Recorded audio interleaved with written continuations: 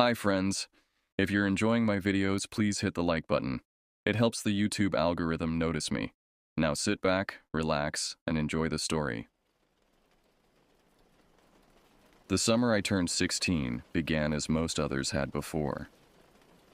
My parents' cabin in northern New Mexico was supposed to be our refuge, our annual escape from the relentless Arizona heat and the complexities of teenage life.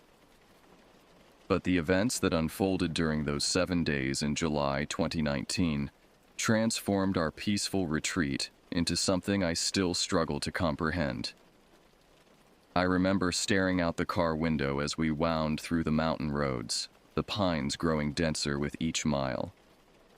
My brother Travis, 3 years my senior and infinitely more enthusiastic about these family trips, was drumming his fingers against the dashboard to some rhythm only he could hear.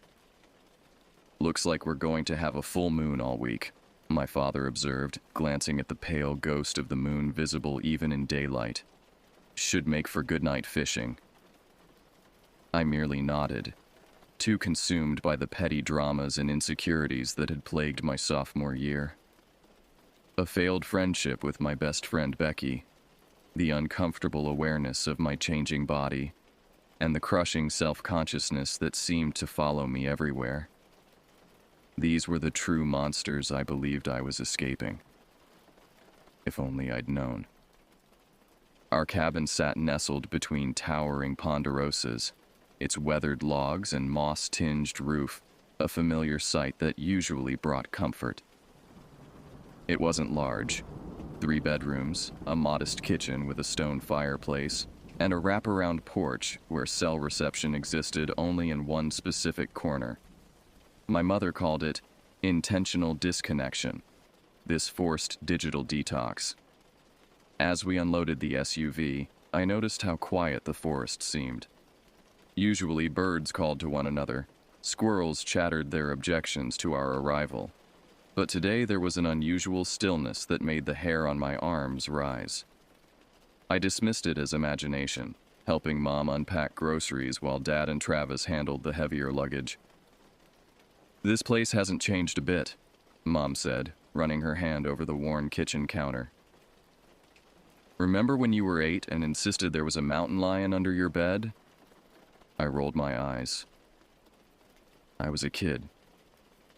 And now you're practically grown," she said with that particular maternal sadness that suggested she wasn't entirely pleased with this development.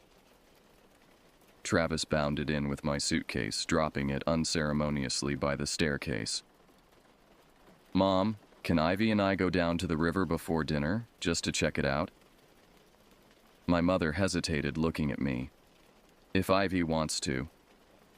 I didn't particularly want to, but the alternative was unpacking or listening to my parents reminisce about previous trips. "Sure, whatever." The path to the river was well worn, descending through stands of aspen whose leaves trembled in the faintest breeze. The afternoon sun filtered through the canopy, creating patterns of light and shadow that shifted with each step. Despite my affected teenage indifference, I felt something loosen in my chest as we walked, an unwinding of the tension I'd been carrying for months. Travis moved ahead, confident and lanky, occasionally glancing back to make sure I was keeping up. He'd grown even taller over the past year, his shoulders broadening, his voice deepening into something that still sometimes surprised me when he spoke. "So what's up with you lately?" he asked, slowing to let me catch up. "You've been weird." "I haven't been weird," I protested automatically. "Just normal teenage stuff." "Right." He nodded sagely, as if 3 years granted him vast wisdom. "Well, try to chill out this week. This might be one of our last family trips before I'm off to college, you know."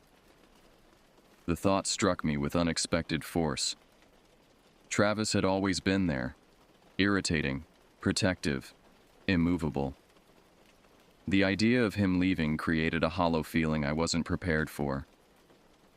We reached the river, its surface glinting in the late afternoon light. Travis immediately picked up stones to skip across the water, while I found a fallen log to sit on, watching the current's hypnotic flow. "Do you think there's anything in these woods?" I asked suddenly. "Besides the usual wildlife, I mean." Travis paused mid-throw. "Like what?" I shrugged, embarrassed by the childish question. "Never mind." "Sasquatch? Chupacabra?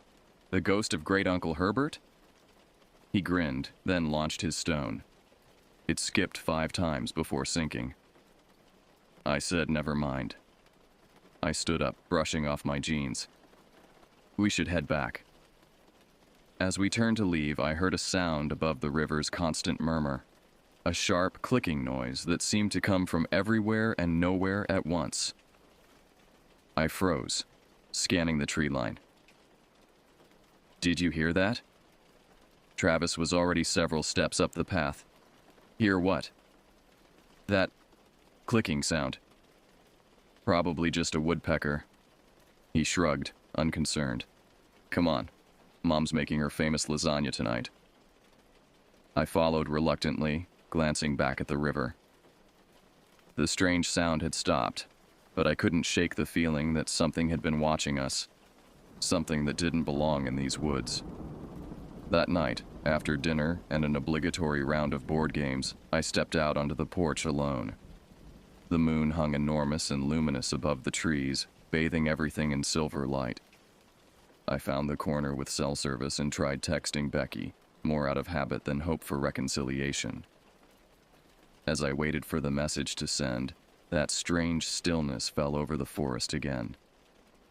The night creatures, crickets, frogs, the distant hooting of owls, all went silent at once. I lowered my phone, suddenly alert, my breath clouding in the unexpectedly cool air. Then I heard it, a rushing sound overhead, like the displaced air of something large in flight. The treetops swayed, though there was no wind. My heart hammered against my ribs as I backed toward the door, my fingers fumbling for the handle. A heavy thud sounded from the edge of the clearing, followed by that clicking noise again. Louder now, more purposeful. I stood paralyzed, straining to see through the darkness beyond the porch light's reach. Movement caught my eye, something large shifting between the trees. I glimpsed what looked like a massive, hunched shadow, but before I could process what I was seeing, a high-pitched, agonized squeal cut through the night. The sound was so primal, so filled with terror, that my body reacted before my mind could catch up. I burst through the door, slamming it behind me. My father looked up from his newspaper, alarmed by my sudden entrance. "Ivy? What's wrong?" I struggled to speak, my voice thin and trembling. "There's something out there." "What do you mean, something?" My father rose from his armchair, newspaper forgotten. "I don't know," I stammered, trying to organize my thoughts. I heard this weird sound like clicking, and then there was this scream. An animal, I think. Travis muted the television. "What kind of animal?" "I don't know. Something small. It sounded like it was being attacked."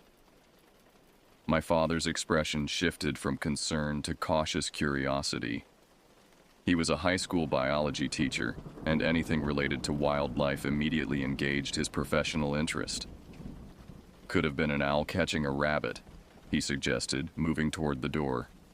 "They make quite a commotion sometimes."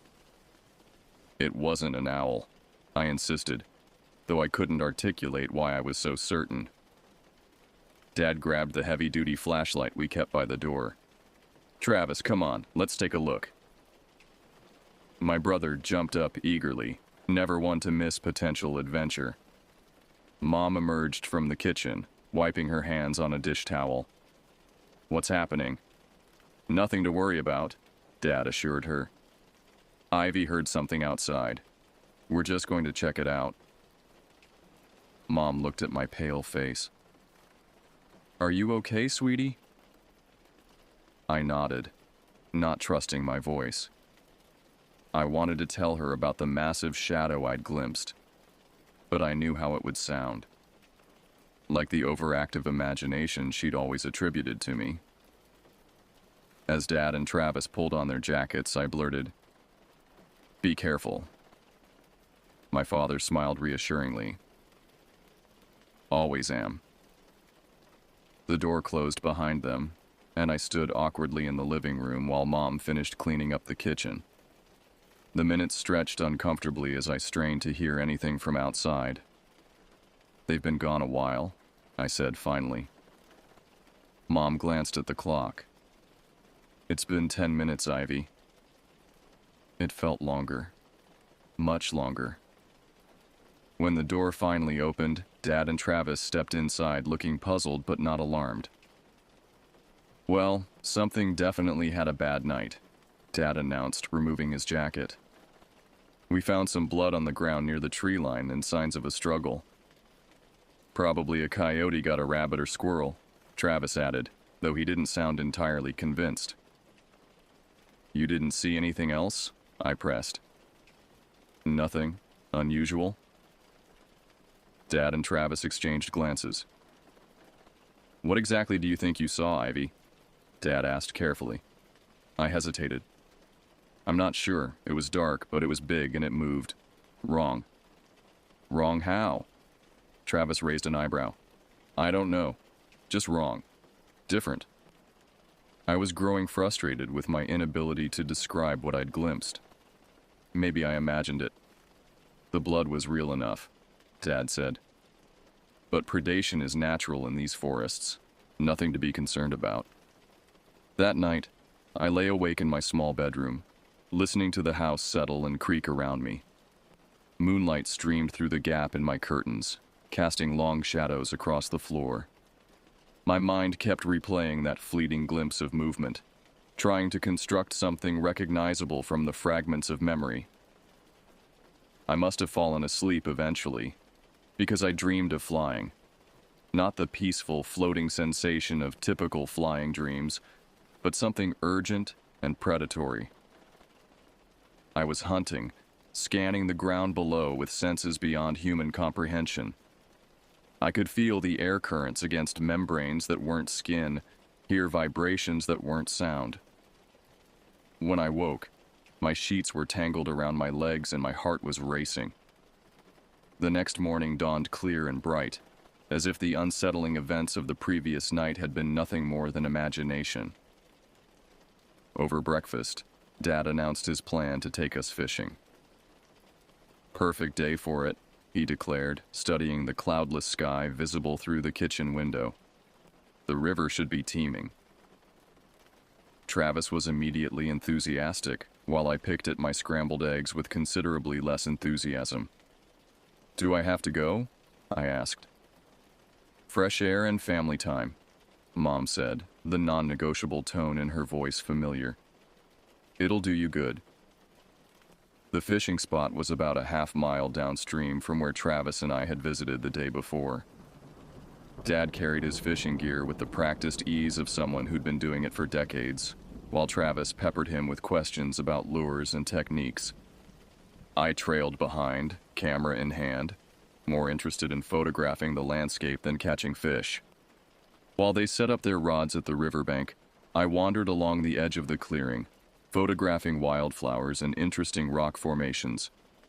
The forest felt different in daylight, less threatening, but somehow more mysterious.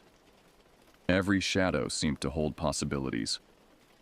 I found myself looking up frequently, scanning the treetops for... what? Birds? I couldn't articulate what I was searching for, but some instinct kept drawing my gaze upward. "Ivy, come see what your brother caught."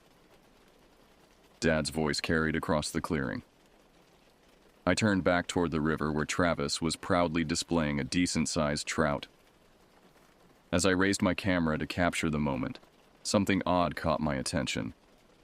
A series of deep gouges in the trunk of a ponderosa pine, about 9 feet up from the ground. "Dad," I called, "come look at this." He approached, squinting at where I was pointing. "Bare markings," he said after a moment's inspection, though they're unusually high up. Bears don't climb that high just to claw at trees, I argued. Dad shrugged. Maybe not typically, but it happens. Could be a young male marking territory. I wasn't convinced. The gouges were deep and widely spaced, unlike any bear markings I'd seen in the nature documentaries Dad was always watching. We returned to the cabin around mid-afternoon with a respectable catch of 4 trout. Mom had spent the day baking and reading, the kind of quiet relaxation she rarely found time for at home. As Dad and Travis cleaned the fish behind the cabin, I showed Mom the photos I'd taken. "These are really good, Ivy," she said, genuinely impressed. "You have quite an eye." I paused on the image of the tree with the strange markings. "Dad says these are from a bear, but I don't think so." Mom studied the photo. "What else would it be?" I hesitated, unwilling to voice the shapeless theories forming in my mind. "I don't know." That evening, Uncle Brett and Aunt Denise drove up for a day visit, bringing with them a welcome change of energy. Uncle Brett was Dad's younger brother, more boisterous and less academic. He immediately challenged Travis to a fishing contest for the following day, which my brother eagerly accepted. "You ladies are welcome to join us," Uncle Brett announced with exaggerated gallantry. "Or you can stay here and do whatever it is you do." Aunt Denise rolled her eyes. "Ignore him. We can have a much better time without them." As it happened, I had a surprisingly pleasant day helping Aunt Denise and Mom in the kitchen. Aunt Denise was showing me how to make her legendary French silk pie, a family recipe she claimed was the secret to a happy marriage. "Your Uncle Brett would walk through fire for this pie," she confided, demonstrating how to whip the filling to the perfect consistency. By late afternoon, the men returned triumphant with a decent-sized buck that Uncle Brett had shot. I watched from the kitchen window as they carried it behind the cabin to the small shed where Dad handled his infrequent hunting successes. "They're going to be insufferable now," Aunt Denise predicted, measuring vanilla extract with practiced precision. She was right. Dinner conversation revolved entirely around their hunting expedition, with Uncle Brett recounting every detail of the stalking and the shot with theatrical flourish. "Brett's a much better shot than I am," Dad admitted good-naturedly. "Always has been." "That's because you overthink everything, big brother," Uncle Brett replied. "Hunting's instinct, not science." After dinner, Dad and Uncle Brett took shovels and disappeared into the woods to bury the deer remains away from the cabin. "Don't want to attract predators," Dad explained before they left. Uncle Brett and Aunt Denise departed shortly after, promising to return for the traditional end-of-vacation barbecue later in the week. As their taillights disappeared down the gravel drive, a strange tension settled over me, a premonition I couldn't explain. That night, I dreamed again of hunting, of silent movement through darkness, of hunger that transcended ordinary need. I woke to Travis shaking my shoulder urgently. Ivy, wake up." I blinked, disoriented. The digital clock on the nightstand read 2:17 a.m. "What?" I mumbled, pushing his hand away. "You need to see this," he whispered, his face pale in the moonlight streaming through my window. Suddenly alert, I followed him to his room across the hall. The blinds were raised, offering a clear view of the area behind the cabin where Dad and Uncle Brett had buried the deer remains earlier. "Look," Travis whispered, pointing. At first, I saw nothing but moonlit clearing. Then movement caught my eye. Something large and dark hunched over the burial site. It was digging with powerful, deliberate movements, earth flying from its efforts. "What is that?" I whispered, though some part of me already knew. "I think it's what you saw the other night," Travis replied, his voice tight. As we watched, the creature unearthed something, a portion of the deer remains, and began tearing at it with vicious efficiency. In the bright moonlight, I could make out details that sent ice through my veins. Leathery, dark skin stretched over a powerful frame, a snout-like face bent over its feast, and most disturbing of all, what appeared to be folded appendages along its back that could only be wings. "We need to wake Dad," I said, unable to tear my gaze away. Travis shook his head. "It'll be gone before we can get him up and out there. We need proof." He reached for his phone on the nightstand and began recording, but the creature was too far away, the night too dark for his phone's camera to capture anything more than indistinct movement. "Try yours," he urged. My phone's camera was no better. The screen showed only darkness where we could clearly see the creature with our naked eyes. "This is insane," Travis muttered. "It's right there." As if hearing his frustration, the creature suddenly stiffened, its head raised, snout lifting as if scenting the air. Then, with a surprisingly graceful movement for something so large, it gathered itself and leapt upward. Massive wings unfurled, catching the moonlight on their membranes as it launched into the air and disappeared over the treetops. Travis and I stood frozen, staring at the now empty clearing. The only evidence of what we'd witnessed was the disturbed earth where the creature had dug. "You believe me now?" I said, not a question, but a statement. Travis nodded slowly. "Yeah, I believe you." Morning arrived with the harsh intrusion of reality. The events of the night seemed both more and less substantial in daylight. Impossible to dismiss entirely, yet difficult to fully accept. Travis and I huddled at the kitchen table while Mom prepared breakfast, speaking in low tones. "We have to tell Dad," I insisted. Travis nodded, though his expression was troubled. "He's going to think we're crazy. He won't believe us if we don't tell him together." When Dad entered the kitchen, yawning and rumpled from sleep, we exchanged meaningful glances. Mom set a mug of coffee in front of him, unaware of the tension between her children. "Sleep well?" she asked cheerfully. "Like a log," Dad replied, oblivious to our exchange. "Beautiful day out there." I cleared my throat. "Dad, we need to talk to you about something." He looked up, sensing the seriousness in my tone. "What's up?" Travis jumped in. "We saw something last night, behind the cabin, where you and Uncle Brett buried the deer remains." Dad's expression shifted from sleepy contentment to focused attention. "What kind of something?" "The thing Ivy saw the first night," Travis continued. "It dug up the burial site." Dad set his coffee down slowly. "You both saw this?" We nodded in unison. "And what exactly did it look like?" I hesitated, knowing how outlandish the description would sound. "It was big," Travis said when I didn't speak.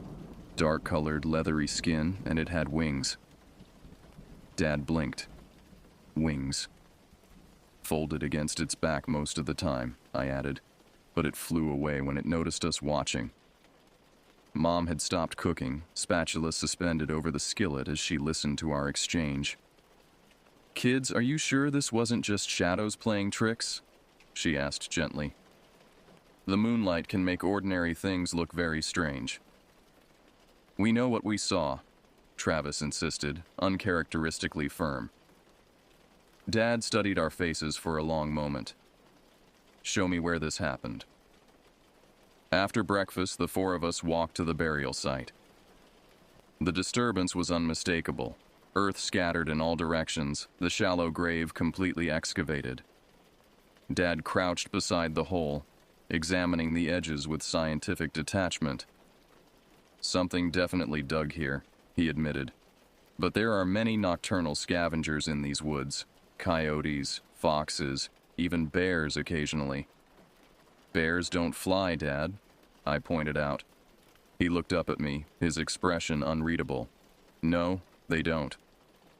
The rest of the day passed in a strange haze of normalcy and underlying tension. Mom suggested a hike to a nearby waterfall, clearly attempting to redirect our attention. The forest seemed particularly alive around us. Birds calling, squirrels darting across our path, wildflowers nodding in the gentle breeze, as if to emphasize the natural order we were questioning. As we walked, I found myself continually scanning the treetops, watching for movement among the branches. Once, I thought I glimpsed something dark shifting against the greenery, but it was gone before I could focus on it. "Looking for your flying creature?" Dad asked quietly, falling into step beside me while Mom and Travis moved ahead. I nodded, surprised by his lack of skepticism. "I want you to know I'm taking this seriously," he said. "Both of you. But I'm also considering all possible explanations." "You think we imagined it?" "No." His answer came quicker and more firmly than I expected. "I think you saw something. I'm just not jumping to conclusions about what it was." That evening, as we sat around the dinner table, Travis broached the subject that had been building in both our minds all day. "I think we should try to see it again," he announced. "Set up a proper watch tonight." Mom looked alarmed. "Absolutely not. Whatever's out there, it's wild and potentially dangerous." "That's why I'll be with them," Dad said, surprising us all. He met Mom's startled gaze steadily. "If there's something unusual in these woods, I want to know what it is." "You can't be serious," Mom protested. "I am." Dad's voice was calm but firm. "I'll bring my rifle as a precaution. We'll stay on the porch, not venture into the woods. But if what they saw is real, I need to see it for myself." Mom's objections continued, but there was a determination in Dad's expression I recognized from rare occasions, when his mind was truly made up. This wasn't just about humoring his children. His scientific curiosity had been genuinely piqued. As darkness fell, Dad positioned 3 chairs on the porch, facing the clearing where we'd seen the creature. The rifle leaned against the railing, loaded but with the safety on. Mom had retreated to their bedroom earlier, her disapproval evident in every line of her body. "If we see anything threatening, we go inside immediately," Dad instructed. "No heroics, no attempts to interact. We observe only." "Understood." Travis and I nodded solemnly. The moon rose, nearly as full as the previous night, bathing the clearing in silver light. Nocturnal sounds surrounded us. The distant hoot of an owl, the rustle of small creatures in the underbrush, the gentle sigh of wind through pine needles. Hours passed with no sign of our mysterious visitor. Dad began to doze in his chair around midnight, his chin dropping to his chest before he would jerk awake again. Travis grew increasingly restless, shifting position every few minutes. "Maybe it won't come back," he whispered, disappointment evident in his voice. "Maybe it knows we're watching." I didn't respond, my eyes fixed on the tree line. Something told me patience would be rewarded. As if on cue, the forest fell suddenly silent. I stood, my movement causing Dad to fully wake, and Travis to freeze mid-fidget.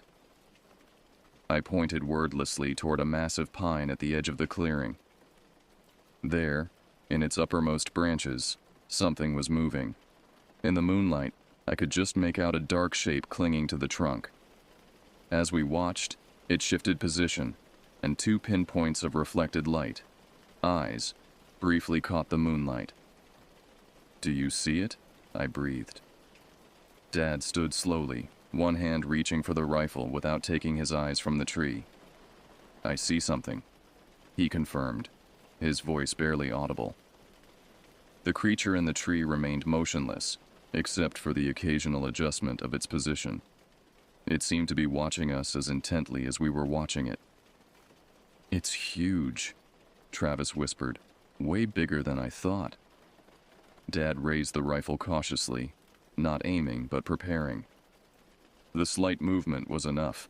The creature's head swiveled sharply in our direction, those reflective eyes fixing on us with unmistakable awareness. Then, with explosive force, it launched itself from the tree.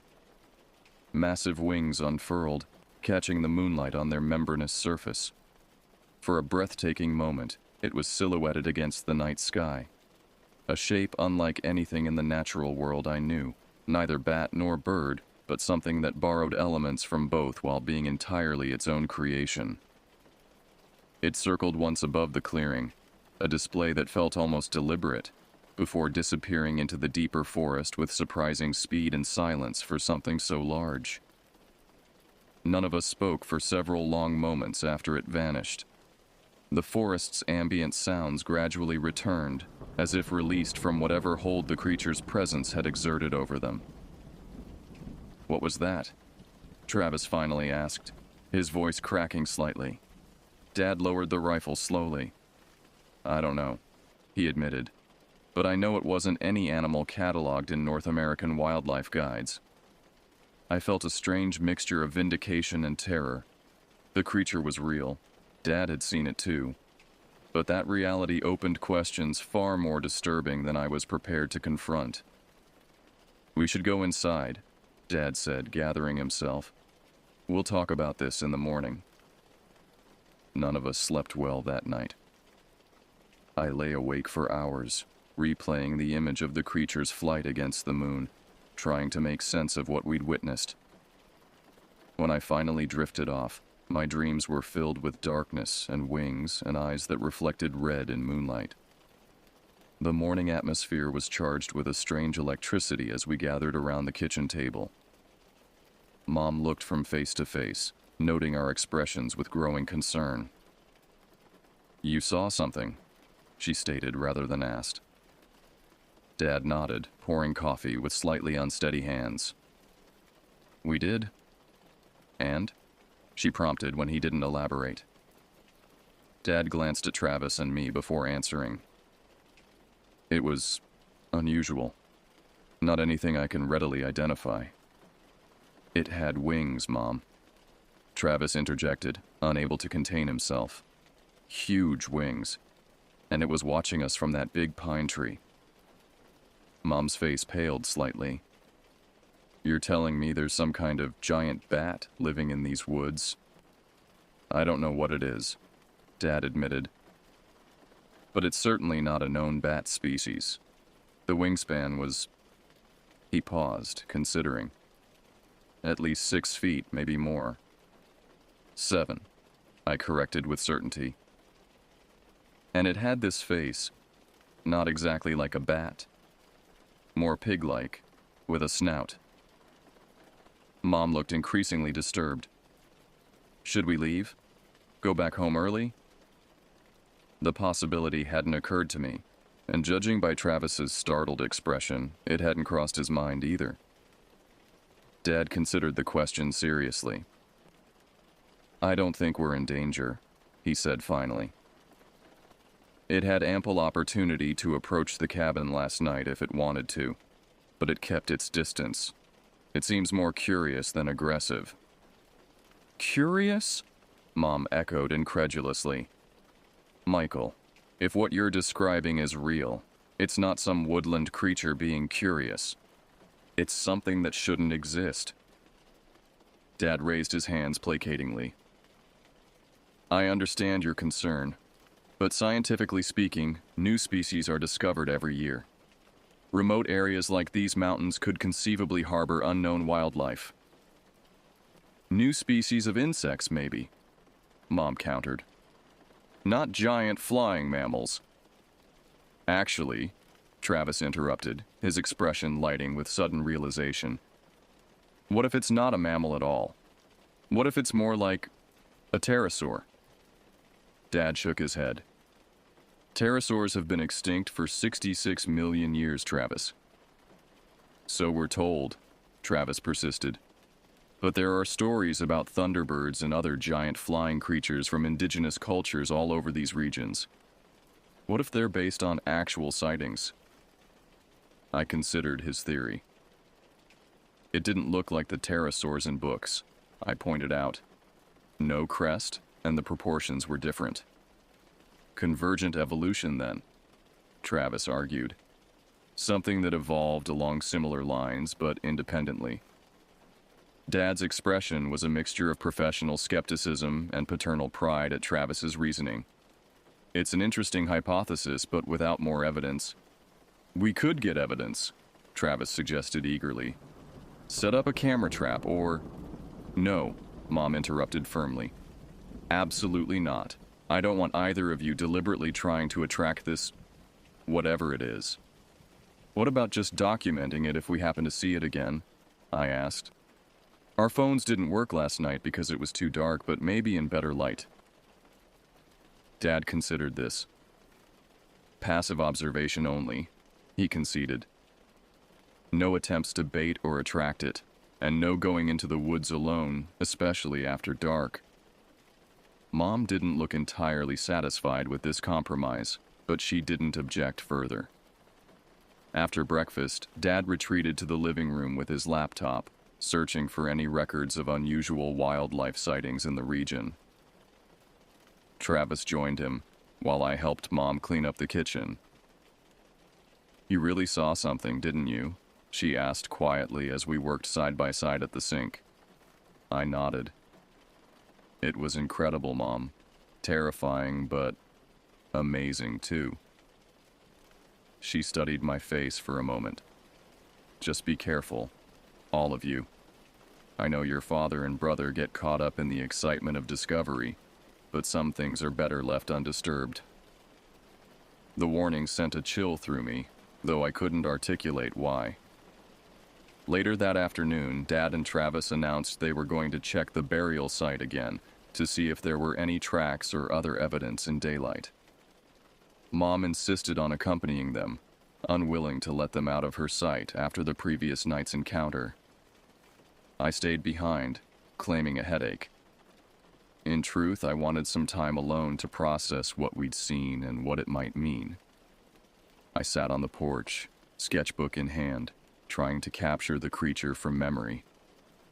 My artistic skills were modest at best, but the act of drawing helped solidify the details in my mind. The leathery texture of its wings, the strange proportions of its body, the eerie intelligence in those reflective eyes. As I sketched, a shadow passed over the porch briefly, too briefly for me to look up and identify its source. A cloud crossing the sun, perhaps, or a large bird. But something in the quality of the momentary darkness raised the hairs on my arms. The rest of the day passed without incident. Dad and the others returned from their expedition with little to report. The burial site showed signs of continued disturbance, but the ground was too rocky for distinct footprints. Travis had collected some dark, bristly hairs caught on a nearby tree branch that Dad examined under his pocket magnifier with great interest. Not bear, he concluded. Not elk or deer either. The structure is unusual, almost like pig bristles but coarser. Dinner conversation revolved around theories and possibilities, with Travis championing his living fossil hypothesis, while Dad suggested more conservative explanations involving known but rare species. Mom remained skeptical of all theories, maintaining that we might have collectively misinterpreted what we'd seen. Stress and suggestion can be powerful influences on perception, she reminded us, drawing on her background in psychology, especially in low light conditions. We all saw the same thing, Mom, Travis argued. At the same time, that's not suggestion. The debate continued as we cleared the table and settled in the living room for our traditional evening board games. Tonight's selection was Scrabble, which typically brought out Dad's competitive side. But he seemed distracted, his plays uncharacteristically mediocre, as his gaze drifted repeatedly to the darkened windows. Just as Mom was tallying the final scores, a rare victory for her, a sound from outside caught our collective attention. A sharp, staccato clicking that seemed to move around the perimeter of the cabin. We froze, the game forgotten. The clicking paused, then resumed at a different point, as if the source was circling us. "It's back," Travis whispered unnecessarily. Dad rose slowly, moving toward the window. Mom caught his arm. "Don't," she pleaded. "Just let it go." He hesitated, torn between curiosity and caution. Before he could decide, the clicking stopped abruptly. In the sudden silence that followed, I could hear my own heartbeat thundering in my ears. Then came a new sound, a soft scratching against the cabin's wooden exterior, directly outside the living room wall. It moved upward, as if something was climbing the side of the structure.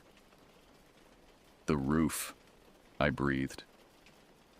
Dad's eyes widened as the implication registered. He crossed quickly to the fireplace and removed the hunting rifle from its rack above the mantel. "Everyone stay here," he instructed, checking that the weapon was loaded. "Michael, no," Mom protested, rising from her chair. "I'm just going to the porch," he assured her.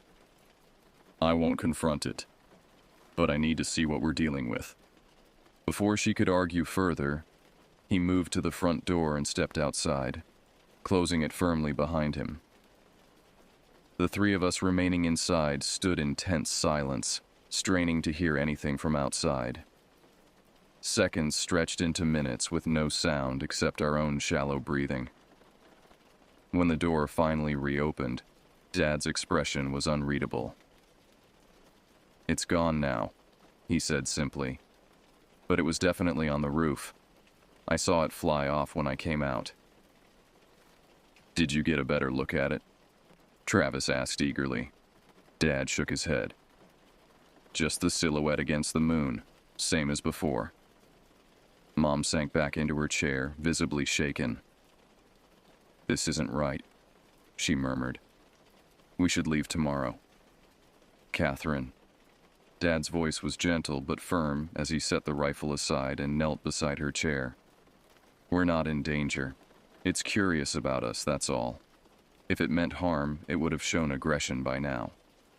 "You don't know that," she argued. "You're a biology teacher, Michael, not a cryptozoologist. You have no idea what this thing wants or what it might do." The term cryptozoologist seemed to amuse Dad despite the tension. "No, I suppose I don't. But I do know it's been around since we arrived, and it hasn't harmed any of us." Travis cleared his throat. "I think we should set up a watch again tonight, but this time, let's be better prepared." Mom's objection was immediate. "Absolutely not. We just established we have no idea what this creature is or what it wants." "That's exactly why we need to observe it," Travis countered. "How else will we learn?" I could see the conflict in Dad's expression, scientific curiosity battling parental caution. Finally, he sighed. "I agree with Travis, but with stricter safety measures. We stay inside, lights off, watching from the windows. No one goes outside under any circumstances." Mom looked from face to face, recognizing she was outvoted. "This is insanity," she murmured, but didn't argue further. The rest of the evening passed in tense preparation. Dad checked and rechecked the doors and windows while Travis gathered every flashlight in the cabin. I was tasked with setting up Dad's video camera on a tripod facing the clearing, our best chance for documentation if our phones failed again. When everything was ready, we settled into our observation posts. Mom and Dad took the living room windows, while Travis and I positioned ourselves in our respective bedrooms upstairs, each with a view of different parts of the surrounding forest. The moon rose, impossibly bright and seemingly larger than previous nights. Its silver light transformed the familiar landscape into something alien and mysterious. I sat cross-legged on my bed, peering through a narrow opening in the curtains, camera ready beside me. Hours passed with no sign of our nocturnal visitor. My eyelids grew heavy despite my determination to remain alert. I jerked awake from an unintended doze to find the forest exactly as it had been, undisturbed and silent.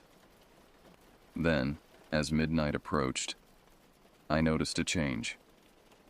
The ambient sounds of the forest, insects, distant owls, the rustle of nocturnal creatures, gradually diminished until an unnatural silence enveloped the cabin. I straightened, instantly alert. Movement at the edge of my field of vision drew my attention to a massive pine about 50 yards from the cabin. Something large was descending its trunk, moving with surprising grace for its size. In the moonlight, I could make out the now familiar silhouette, the hunched body, the folded wings, the strange elongated head. My heart hammering, I reached for the walkie-talkie Dad had given each of us. "It's here," I whispered. "Northeast corner, big pine tree."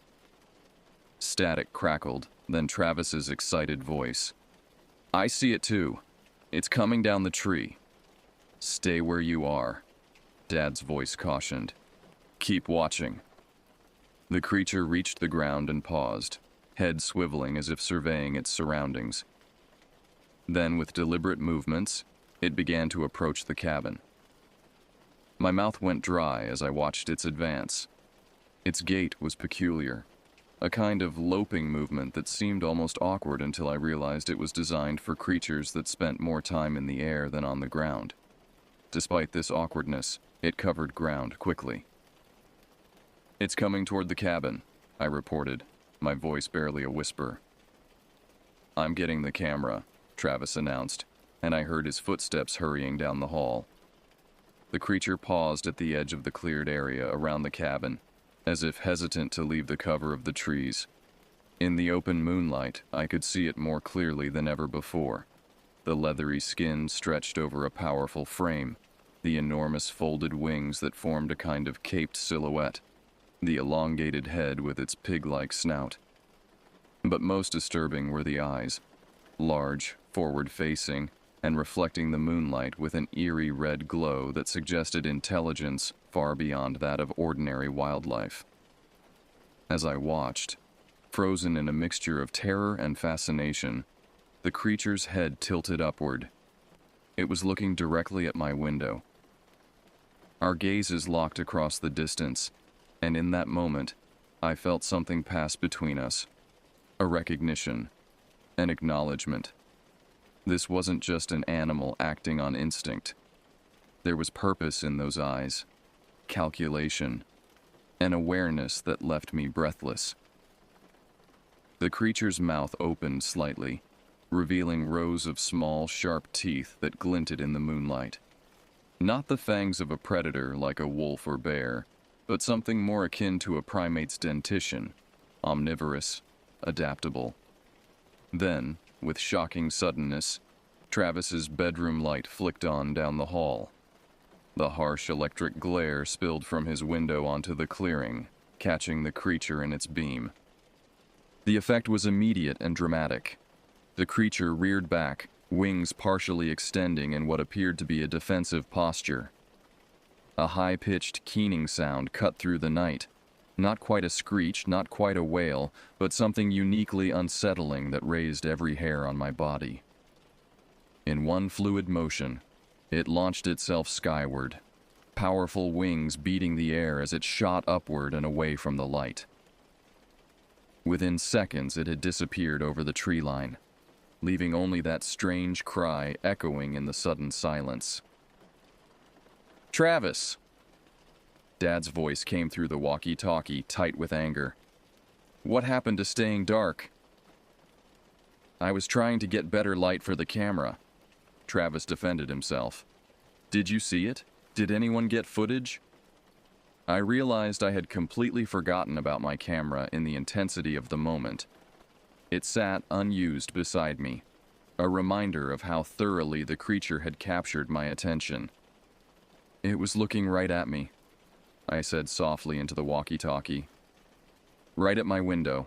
It knew I was here. A pause, then Dad's voice, gentler now. Come downstairs, both of you. We need to talk. We gathered in the living room, the normal cheeriness of the space at odds with the tension vibrating between us. Mom sat rigid on the edge of the sofa, arms crossed tightly over her chest. Dad paced by the fireplace, his scientific demeanor barely containing his excitement. Travis perched on the armrest, disappointment evident in his slumped shoulders over his failed recording attempt. Let's establish what we know, Dad began, slipping into his classroom voice. We've all now seen this creature. It's large, winged, and unlike any documented species in North America. It's intelligent, I added. The way it was watching us, especially me tonight, it wasn't just animal curiosity. It was studying us. Mom shivered visibly. That's not comforting, Ivy. No, Dad agreed. But it's significant. If this is an undiscovered species, its apparent intelligence makes it even more remarkable. So what do we do? Travis asked.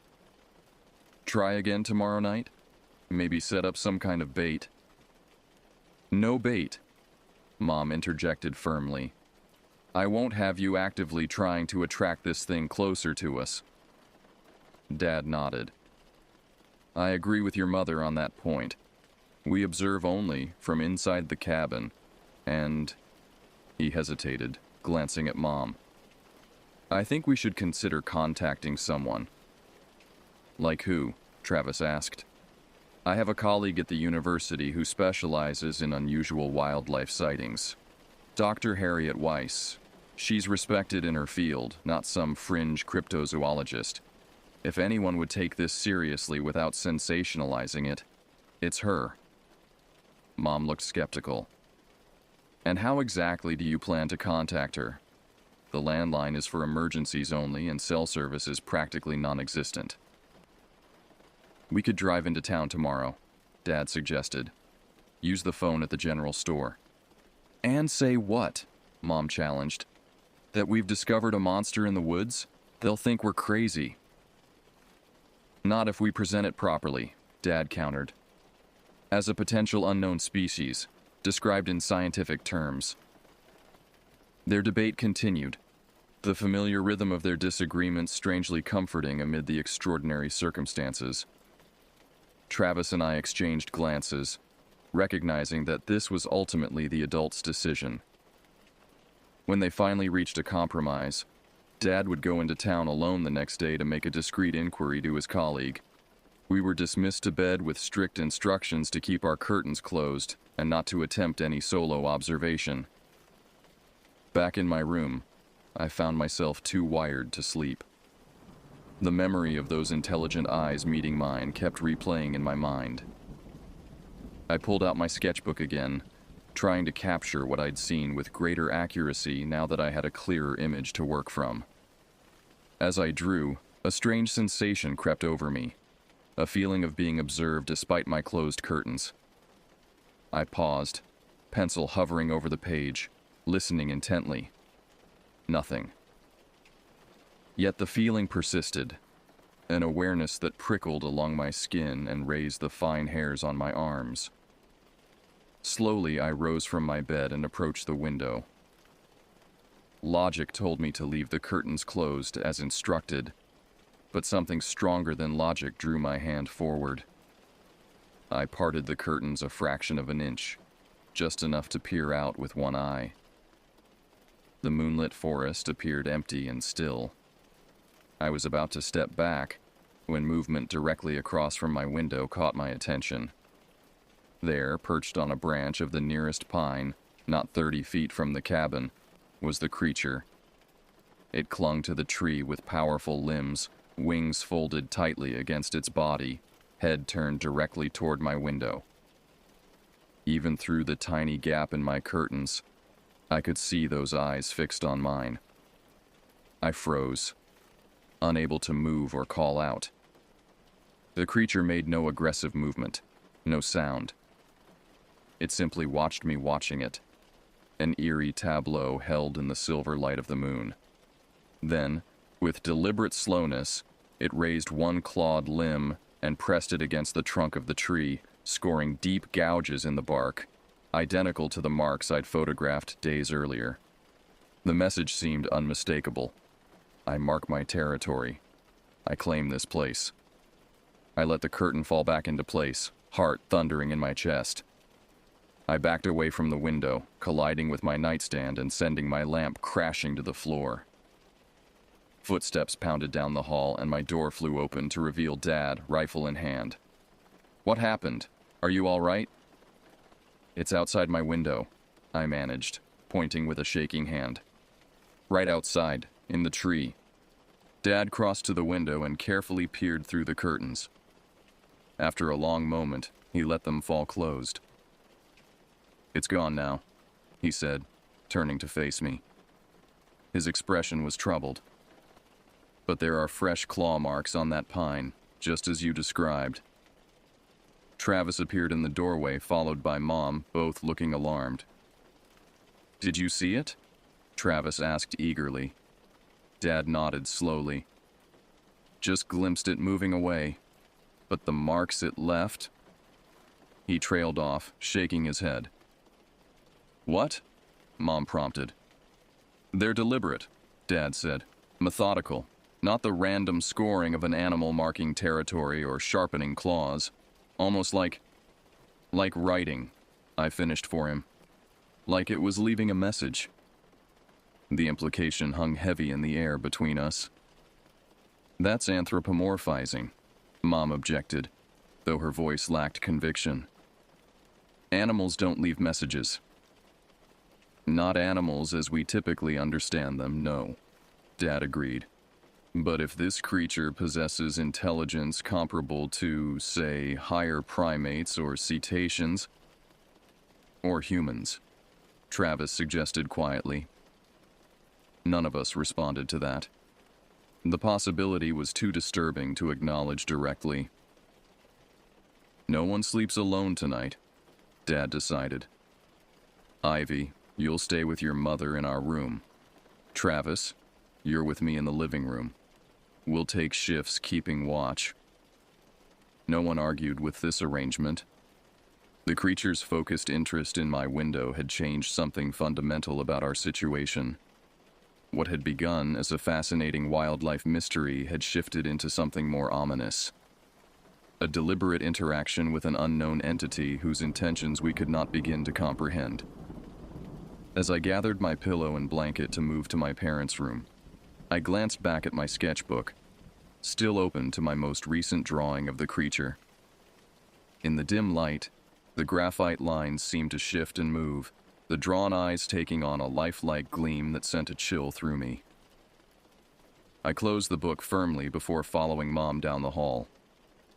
Dawn arrived with a welcome sense of normality, sunlight streaming through windows, birds calling to one another in the surrounding forest, the smell of coffee brewing in the kitchen. The nighttime vigil had passed without further incident, though none of us had slept deeply. Dad announced over breakfast that he would drive into town as planned to contact his colleague. Mom, initially adamant about accompanying him, was persuaded to remain at the cabin with Travis and me after Dad pointed out that leaving us alone might be more dangerous given the creature's apparent interest. "Keep the doors locked," Dad instructed as he prepared to leave. "Stay inside. Stay together. I'll be back by early afternoon at the latest." Mom nodded tightly, her expression betraying her unease. Travis and I exchanged glances, recognizing the responsibility that had been placed on us to keep our surveillance discreet and not further alarm her. After Dad's departure, the cabin felt smaller somehow, more vulnerable. Mom busied herself with cleaning and organizing, her usual response to stress. Travis parked himself by the living room window with Dad's binoculars, scanning the tree line with methodical patience. I retreated to the kitchen table with my sketchbook, adding details to my drawings based on the previous night's closer observation. The creature's anatomy fascinated me. the unique combination of features that defied easy classification. The wings resembled those of bats in their membranous structure, but were proportionally different, designed for power rather than agility. The body was muscular but lean, built for endurance rather than burst speed. And always, in every sketch, those eyes. Too intelligent, too aware to belong to a mere animal. "That's really good," Mom commented, pausing behind me to study my drawing. "You've captured a lot of detail." I looked up, surprised by both her presence and her calm assessment. "You believe us now? About what it looks like?"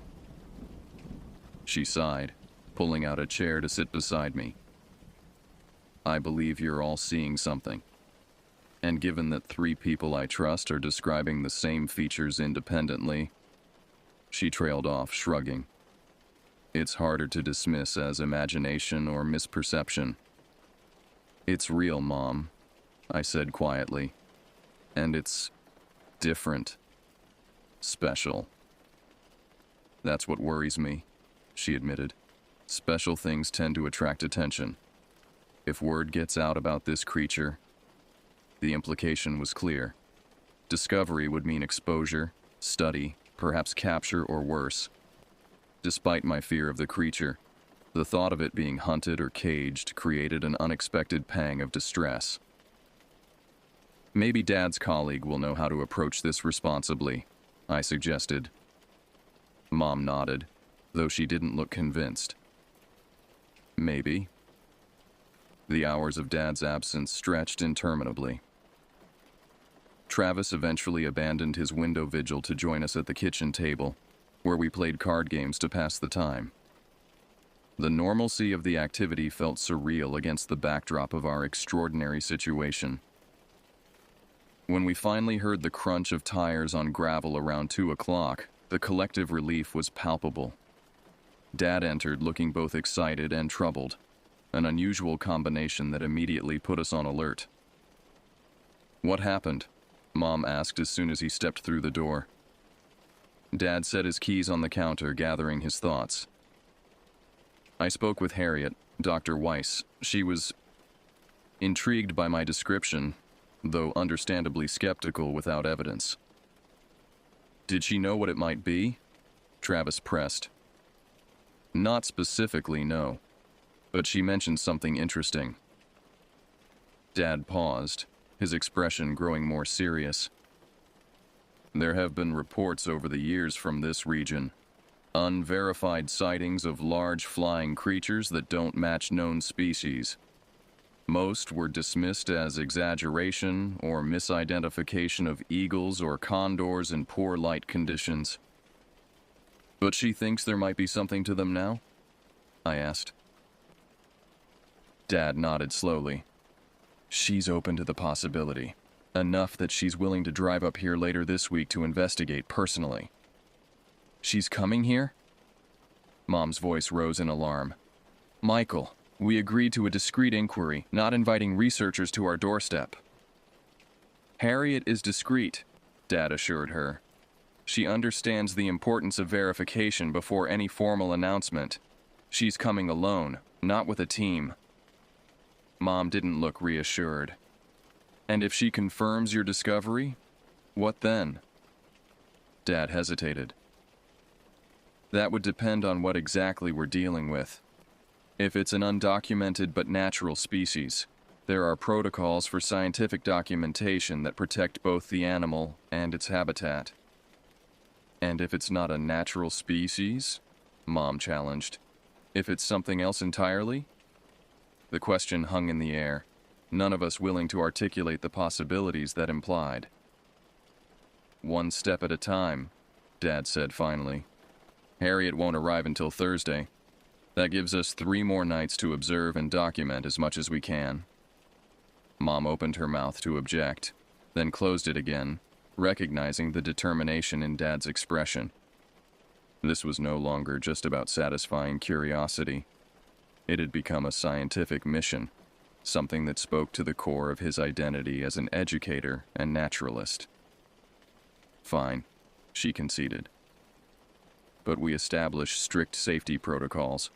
No one goes outside after dark under any circumstances.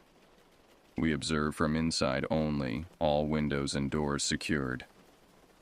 Dad nodded agreement. Absolutely.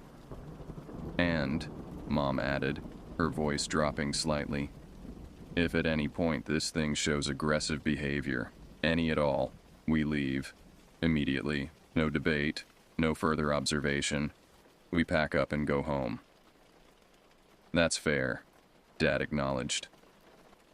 The tension in the room eased somewhat with this compromise established. Dad shared more details about his conversation with Dr. Weiss, including her suggestions for documentation methods that might prove more effective than our previous attempts. She thinks infrared might work better than standard photography, he explained. The creature's body heat should show up clearly against the cooler forest background even in low light. Do we have infrared cameras? Travis asked skeptically. No, but there's an app for your phone that simulates the effect. Not as good as professional equipment, but better than nothing. As Dad and Travis became absorbed in the technical aspects of our observation plan, I found myself drifting to the window, gazing out at the sun-dappled forest. In daylight, it was hard to reconcile the peaceful scene before me with the eerie, moonlit world where our nocturnal visitor moved so freely. Something nagged at the edge of my consciousness, a connection I was failing to make, a pattern I couldn't quite discern. The creature's behavior toward us, particularly its focus on my window, suggested purpose beyond mere curiosity or territorial display. It wants something, I murmured, more to myself than to the others. What did you say, Ivy? Dad called from across the room. I turned back to face my family. The creature, it wants something from us. Or from me, specifically. The way it watches the tree markings outside my window. It's trying to communicate. Mom looked alarmed, but Dad's expression turned thoughtful. If it possesses the intelligence we suspect, he said slowly, communication isn't out of the question, though what form that might take or what it might want to communicate. He shook his head, at a loss. Maybe it's trying to warn us off, Travis suggested, telling us to leave its territory. Then why not show aggression? I countered. It's had plenty of opportunities to threaten or attack, but it hasn't. It just watches, observes. Like we're observing it, Dad noted. Maybe that's the common ground, mutual curiosity. The idea was simultaneously comforting and unsettling.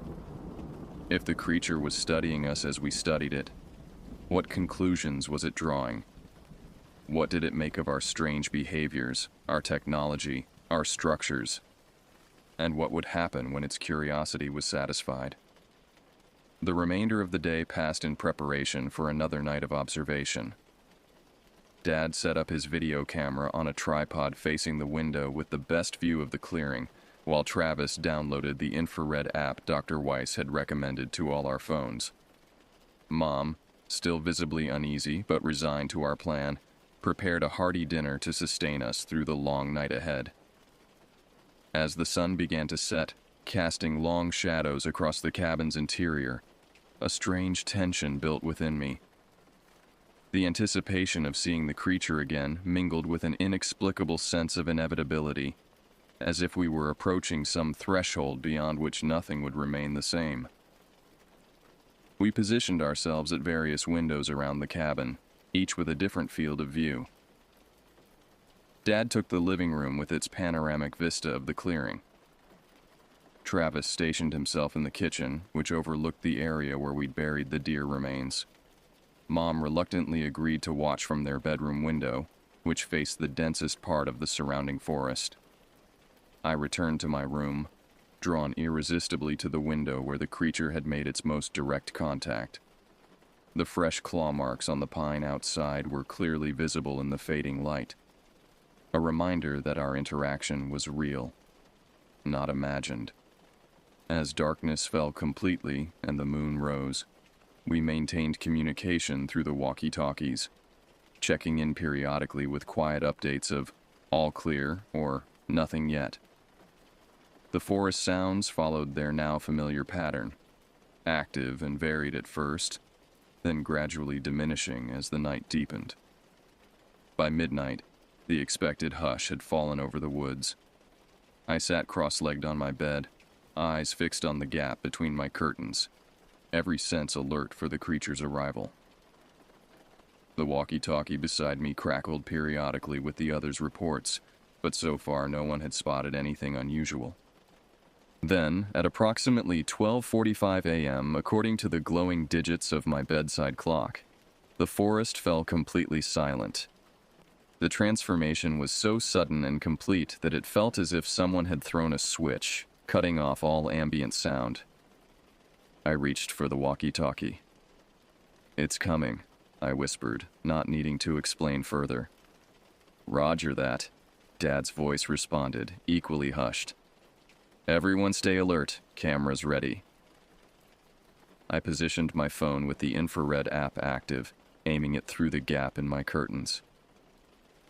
The screen showed the night landscape in eerie false colors, cooler objects in blues and purples, warmer elements in yellows and reds. Movement at the edge of the frame caught my attention. Something warm, a glowing yellow-orange shape, was moving among the trees. I adjusted my position slightly to center it on the screen. The creature emerged from the tree line with that same deliberate gait I'd observed before.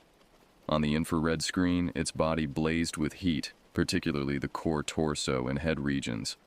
The wings, when they occasionally extended slightly for balance, showed cooler at their edges, a fascinating physiological detail that my mind filed away automatically. "Visual confirmed," I reported quietly. "Northeast quadrant moving toward the cabin." "I see it too," Dad responded. "Travis, are you getting this?" "Affirmative," my brother whispered excitedly. "Infrared is working perfectly." The creature paused at the edge of the clearing, its head swiveling as it surveyed the cabin. Even through the infrared filter, I could see the intelligence in its movements, the calculated assessment, the purposeful observation. Then, with startling directness, it began moving straight toward my window.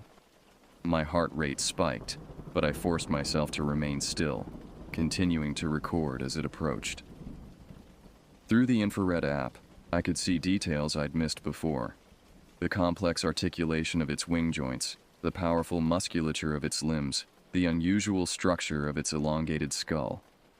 It stopped directly beneath the pine tree it had marked the previous night, perhaps 15 feet from my window. For several long moments, it simply stood there, head tilted upward, those reflective eyes fixed on my position with unnerving accuracy, despite the curtains between us. Then, with deliberate slowness, it raised one clawed limb and pressed it against the trunk, creating new marks alongside the previous ones. The motion was precise, controlled, not the instinctive scratching of a territorial animal, but the calculated gesture of a being with intent. "It's marking the tree again," I reported, my voice barely audible. "Can you see what kind of pattern it's making?" Dad asked. I squinted at the screen, trying to discern any structure in the markings. "It's not random. There's spacing, grouping. Almost like..." Before I could complete the thought, the creature did something unexpected. It turned away from the tree and lowered its body to the ground in a crouched position. With one clawed appendage, it began to draw in the soft earth at the base of the pine. I zoomed in with my phone camera, heart pounding as I tried to make out what it was creating. The low resolution of the infrared app made the details difficult to discern, but I could see that it was making deliberate patterns, lines and curves that it smoothed and adjusted with surprising dexterity. "It's drawing something," I whispered into the walkie-talkie, in the dirt beneath the tree. "Drawing?" Dad's voice carried both skepticism and excitement. "Can you make out what?" Not clearly, I admitted. But it's not random scratching. It's... I trailed off as the creature finished its work and stepped back, head tilting as if to assess its creation from a different angle. Then it looked directly up at my window again and made a series of those clicking sounds we'd heard before, rhythmic, patterned, almost like speech but unlike any language I'd ever heard. A chill ran through me as recognition dawned. It's trying to communicate, I breathed. The markings, the drawing, the sounds, it's all deliberate communication. For several long moments, the creature remained in place, as if waiting for a response. When none came, it repeated the sequence of clicks, louder this time, more insistent. "What should I do?" I asked, suddenly uncertain. "Don't engage," Mom's voice cut in sharply. "We don't know what it wants or what might provoke it." "But it's clearly trying to establish contact," Dad countered. "This could be unprecedented, direct communication with an unknown species." As they debated, I felt a strange compulsion building within me, an inexplicable certainty that this moment was meant for me specifically, that the creature had chosen me as its point of contact for reasons I couldn't yet understand. Before I could second-guess myself, I reached out and switched on my bedside lamp. The sudden illumination cast a beam of light through the gap in my curtains, creating a narrow golden path that extended to where the creature stood. It didn't flinch or retreat as it had from Travis's light the previous night. Instead, it seemed to regard the beam with what I could only interpret as satisfaction. "Ivy!" Mom's alarmed voice came through the walkie-talkie. "What are you doing?" I didn't respond, my attention fixed wholly on the creature as it raised one limb and deliberately placed it in the beam of light, as if testing its properties. After a moment's examination, it withdrew the limb and looked up again at my window, head tilted in what appeared to be expectation. It wants me to see what it drew, I realized suddenly. It needs more light to show me. Without fully processing the potential consequences, I moved to the window and opened the curtains completely, allowing the full illumination from my lamp to spill out into the night. The creature's drawing was now clearly visible in the pool of light at the base of the tree, a series of interconnected circles and lines that at first appeared abstract, but gradually resolved into a recognizable shape as my eyes adjusted. It was a crude but unmistakable depiction of the night sky, with a prominent full moon and what appeared to be a constellation. Below this celestial map was another shape that took me a moment to identify, a simplified rendering of a winged figure in flight. "Dad," I whispered into the walkie-talkie. "You need to see this." "I'm coming up," he responded immediately. "Travis, stay where you are. Catherine, keep watching your sector." I heard Dad's footsteps on the stairs, then in the hallway. When he appeared in my doorway, his expression was a mixture of concern and intense curiosity. "Be careful," he cautioned as he approached the window. "Don't make any sudden movements." We stood side by side, gazing out at the creature and its creation. Dad drew in a sharp breath as he registered what he was seeing. "It's a sky map," he murmured. "And that constellation, I think it's Cygnus, the swan." "What does it mean?" I asked, my voice barely audible. Before Dad could respond, the creature moved again. It pointed one limb toward its drawing, then extended the same limb upward toward the actual night sky, where the full moon shone brilliantly overhead. The gesture was unmistakably demonstrative, connecting its depiction to the reality above. "It's showing us something about the moon," Dad whispered, "or its connection to the moon." The creature lowered its limb and fixed those reflective eyes on us again. It made another series of clicks, these arranged in a different pattern from before, shorter, more staccato. Then, with a suddenness that made us both step back, it spread its wings to their full impressive span. The membranes caught the light from my lamp, revealing intricate networks of veins and subtle coloration that had been invisible in darkness. With a powerful downstroke that sent dust swirling from the forest floor, it launched itself upward.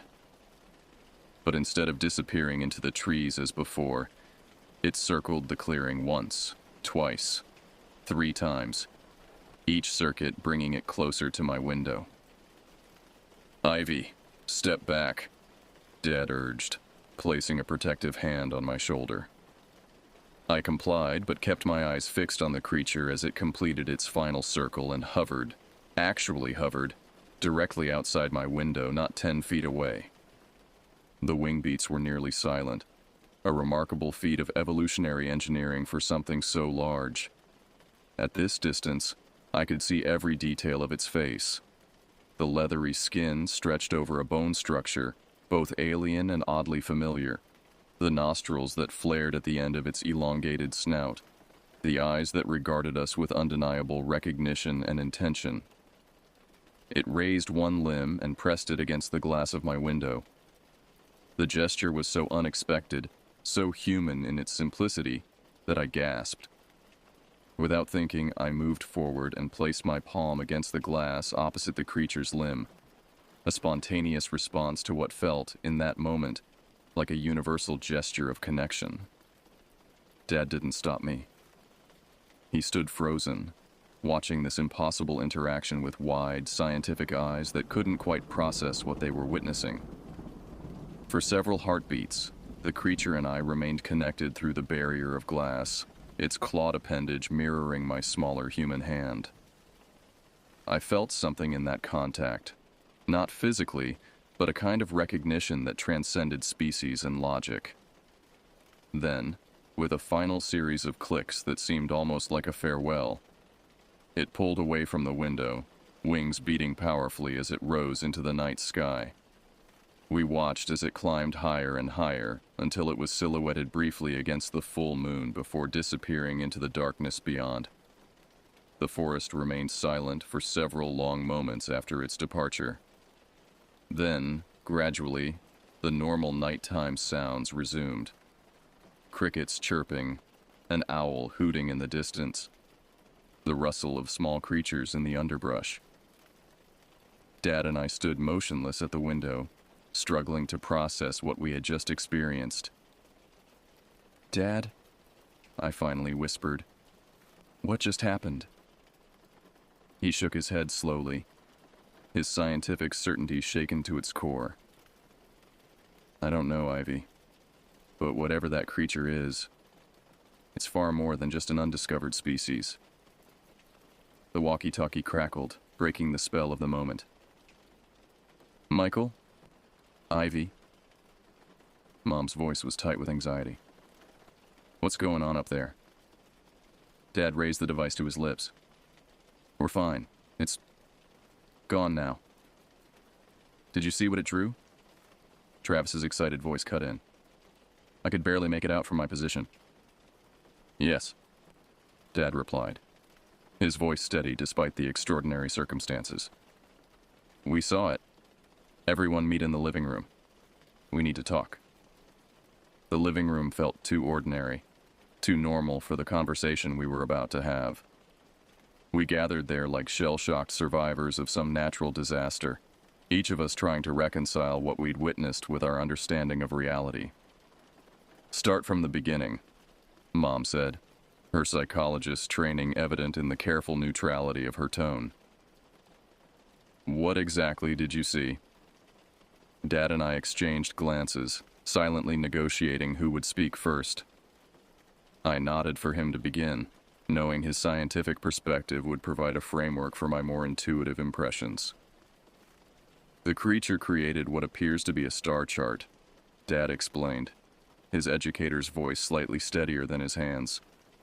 "Specifically, it depicted the full moon and what I believe is the Cygnus constellation, the swan.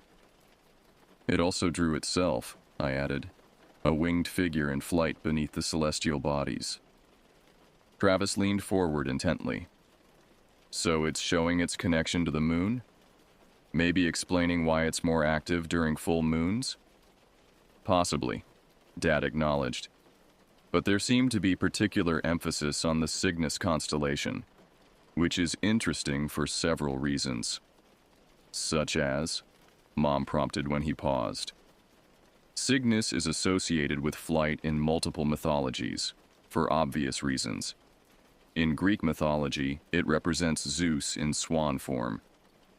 In some Native American traditions, it's seen as a bird flying down the Milky Way. But this isn't a bird, Travis pointed out. It's more bat-like. In form, yes, Dad agreed, but perhaps not in origin or evolution. Mom frowned. What are you suggesting, Michael? Dad hesitated, clearly reluctant to voice the speculation forming in his mind. I'm not suggesting anything definitive, just noting that its attempt to communicate involves celestial references, which is unusual for a purely terrestrial species. The implication hung in the air. Too extraordinary to address directly, but impossible to ignore completely. There's something else, I said into the tense silence. When it touched the window, when I put my hand against the glass, I felt something. Felt what? Mom asked, her expression concerned. I struggled to articulate the sensation. Not physically, more like a recognition, a connection, as if it was trying to convey something directly, mind to mind. Mom's frown deepened. Ivy, I saw it too. Dad interrupted quietly. The deliberateness of the gesture, the way it held contact. This wasn't random animal behavior. Mom looked from Dad to me, her skepticism battling with trust in our testimony. You're suggesting some form of telepathic communication? I'm not sure what I'm suggesting, Dad admitted. But something happened in that moment of contact. Something significant. Travis had been unusually quiet, processing everything we'd shared. Now he spoke up, his voice thoughtful. What if the drawing wasn't just about the moon and stars? What if it was trying to tell us where it came from? A chill ran through me at the implications. You think it's not from Earth? I'm not saying it's an alien, Travis clarified quickly. But maybe it's not entirely natural. Maybe there's something about the full moon that enables it to exist here, in our world. That's straying into fantasy, Mom objected, though with less conviction than before. Is it? Dad challenged gently.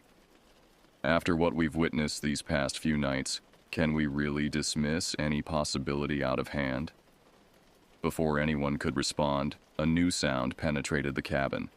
That distinctive clicking noise, but louder now, coming from directly above us. It's on the roof, Travis whispered unnecessarily. We froze, listening as the clicking continued, rhythmic, patterned, unmistakably deliberate. It moved across the roof slowly, as if pacing from one end to the other. It's trying to communicate again, I said, rising from my seat. We need to respond. How? Mom asked, her voice strained. We don't understand its language. I moved toward the door. Maybe not with words, but with presence, with acknowledgement. Ivy, no, Mom protested, also standing. You are not going outside. I looked to Dad, appealing silently for support. He studied my face for a long moment before nodding slowly. We'll go together, he decided. All of us. Safety in numbers. Mom looked like she wanted to object further, but instead took a deep breath and nodded reluctantly. Fine. But at the first sign of danger, we come back inside immediately.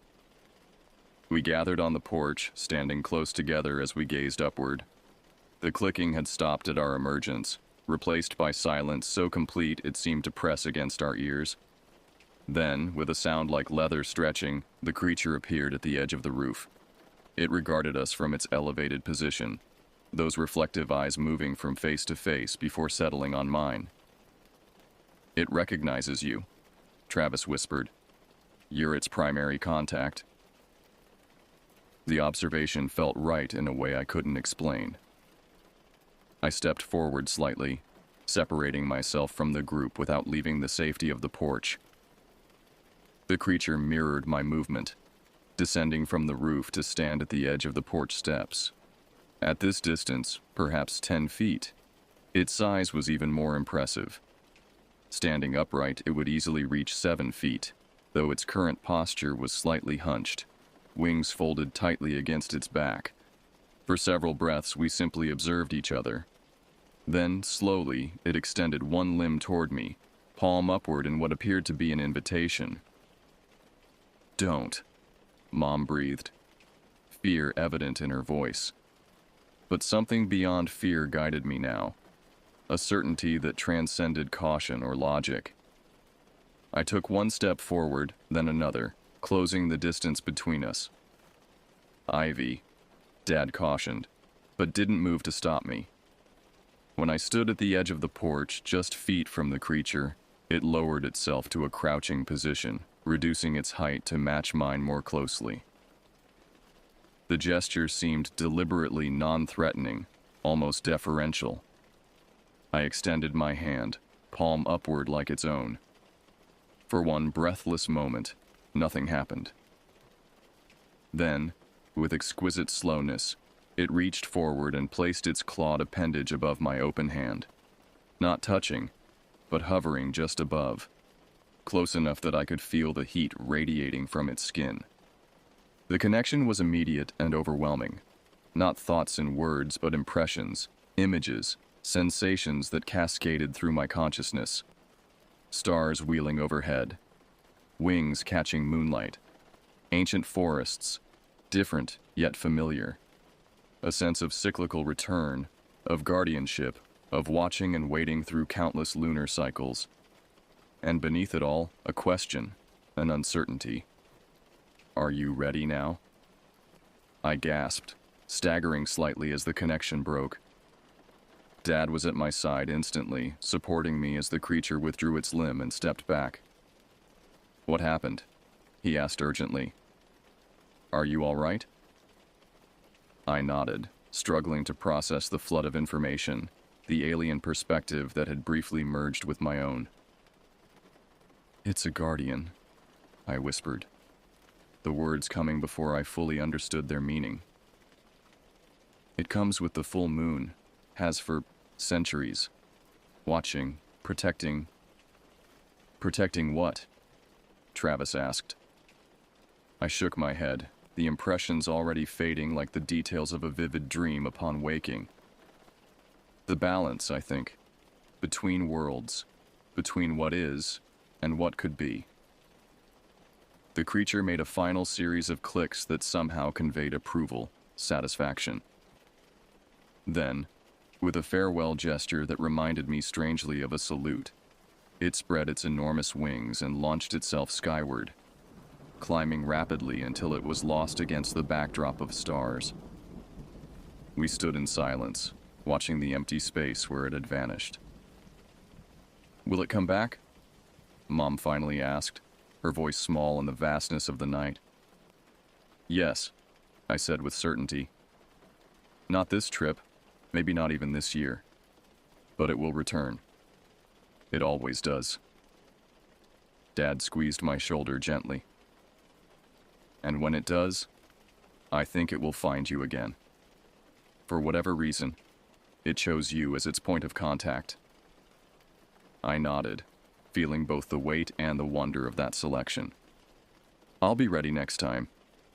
As we returned inside, the forest around us seemed different. Not just darker or more mysterious, but more alive with possibilities I had never before considered.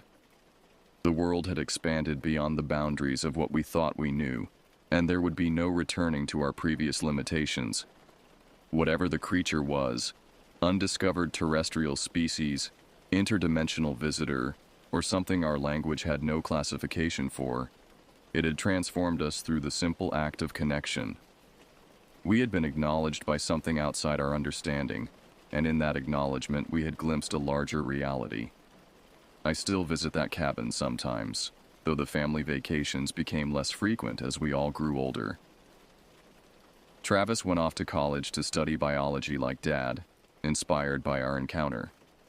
Mom became more accepting of the inexplicable, less insistent on rational explanations for everything. And me?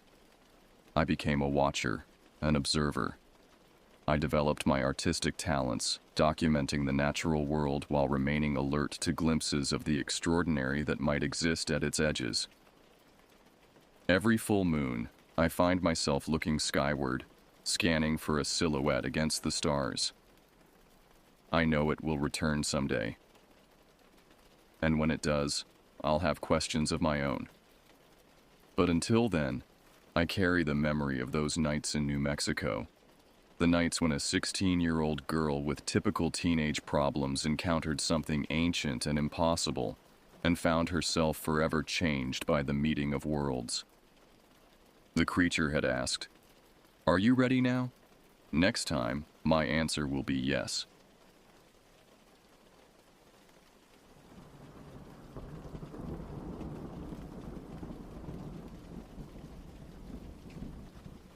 When I was 16, back in 2019, my family decided to spend spring break in a remote cabin nestled deep within the forests of Northern California.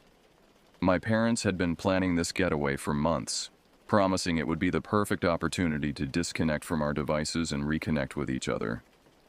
The prospect of spending 5 days without decent Wi-Fi seemed torturous at the time, but looking back, I would have gladly traded internet access for the horror that awaited us. The journey to the cabin was long and winding. As we drove deeper into the forest, the road narrowed and the trees grew denser, creating a canopy that blocked out much of the sunlight. My father, Thomas, navigated the rental car carefully over the uneven terrain, while my mother, Bridget, tried to keep the mood light by playing our favorite road trip games. In the back seat beside me, my grandmother, Elaine, sat quietly, her arthritic hands folded neatly in her lap. "We're almost there," my father announced as we rounded a bend in the road. "Just another 10 minutes or so." I peered out the window, watching as the shadows of the trees danced across the ground. There was something unsettling about the forest, a heaviness in the air that seemed to press down on the car. I chalked it up to my imagination, but the feeling persisted as we continued our journey. Finally, the cabin came into view. It was larger than I had expected, with weathered wooden siding and a steep, shingled roof. A small porch wrapped around the front, and several windows dotted the exterior, their glass reflecting the afternoon sunlight. "Well, here we are," my father said, pulling the car to a stop in front of the cabin. "Home sweet home for the next few days." I felt the crisp air on my face as I opened the car door. The scent of pine and damp earth filled my nostrils, and a shiver ran through me despite the mild temperature. I stood for a moment, taking in our surroundings. The cabin was isolated, with no other structures visible through the dense trees. The only sounds were the gentle rustling of leaves and the occasional call of a distant bird. As my father helped grandmother from the car and into her wheelchair, I grabbed my backpack from the trunk and headed toward the cabin. The wooden steps of the porch creaked beneath my weight, a sound that would become all too familiar in the days to come. "Michael, sweetie," my mother called after me. "Why don't you go up to your room and unpack? We'll get dinner started soon." When I opened the cabin door, I was surprised at the sudden creak it made, the sound echoing through the quiet space. Just inside was a large open area with a sofa parked in front of a flat-screen TV, a luxury I hadn't expected in such a remote location. There was a kitchen attached to the living room, separated only by a counter lined with bar stools. I walked up the stairs and past a bathroom, noting the dated fixtures and peeling wallpaper. Down the hallway, I entered the room I was supposed to be staying in, and I screamed. Because there, right in the middle of the floor, was a dead rat. The rat lay on its side, its body contorted in an unnatural position. What made the sight truly horrifying wasn't just the rat itself, but the condition it was in. It looked like something had been gnawing on it. Its insides had been smeared across the wooden floor, creating a dark, viscous puddle that had begun to dry at the edges. I bolted down the stairs, nearly colliding with my father as he wheeled my grandmother's wheelchair into the cabin. "Dad!" I practically screamed. "There's a dead rat in my room." My father frowned, more annoyed than concerned. "Michael, you're 16 now. If you're old enough to drive, you're old enough to clean up a dead animal." "But Dad, it's not just dead," I protested. "It looks like something was eating it." My mother appeared from behind the car, carrying a box of groceries.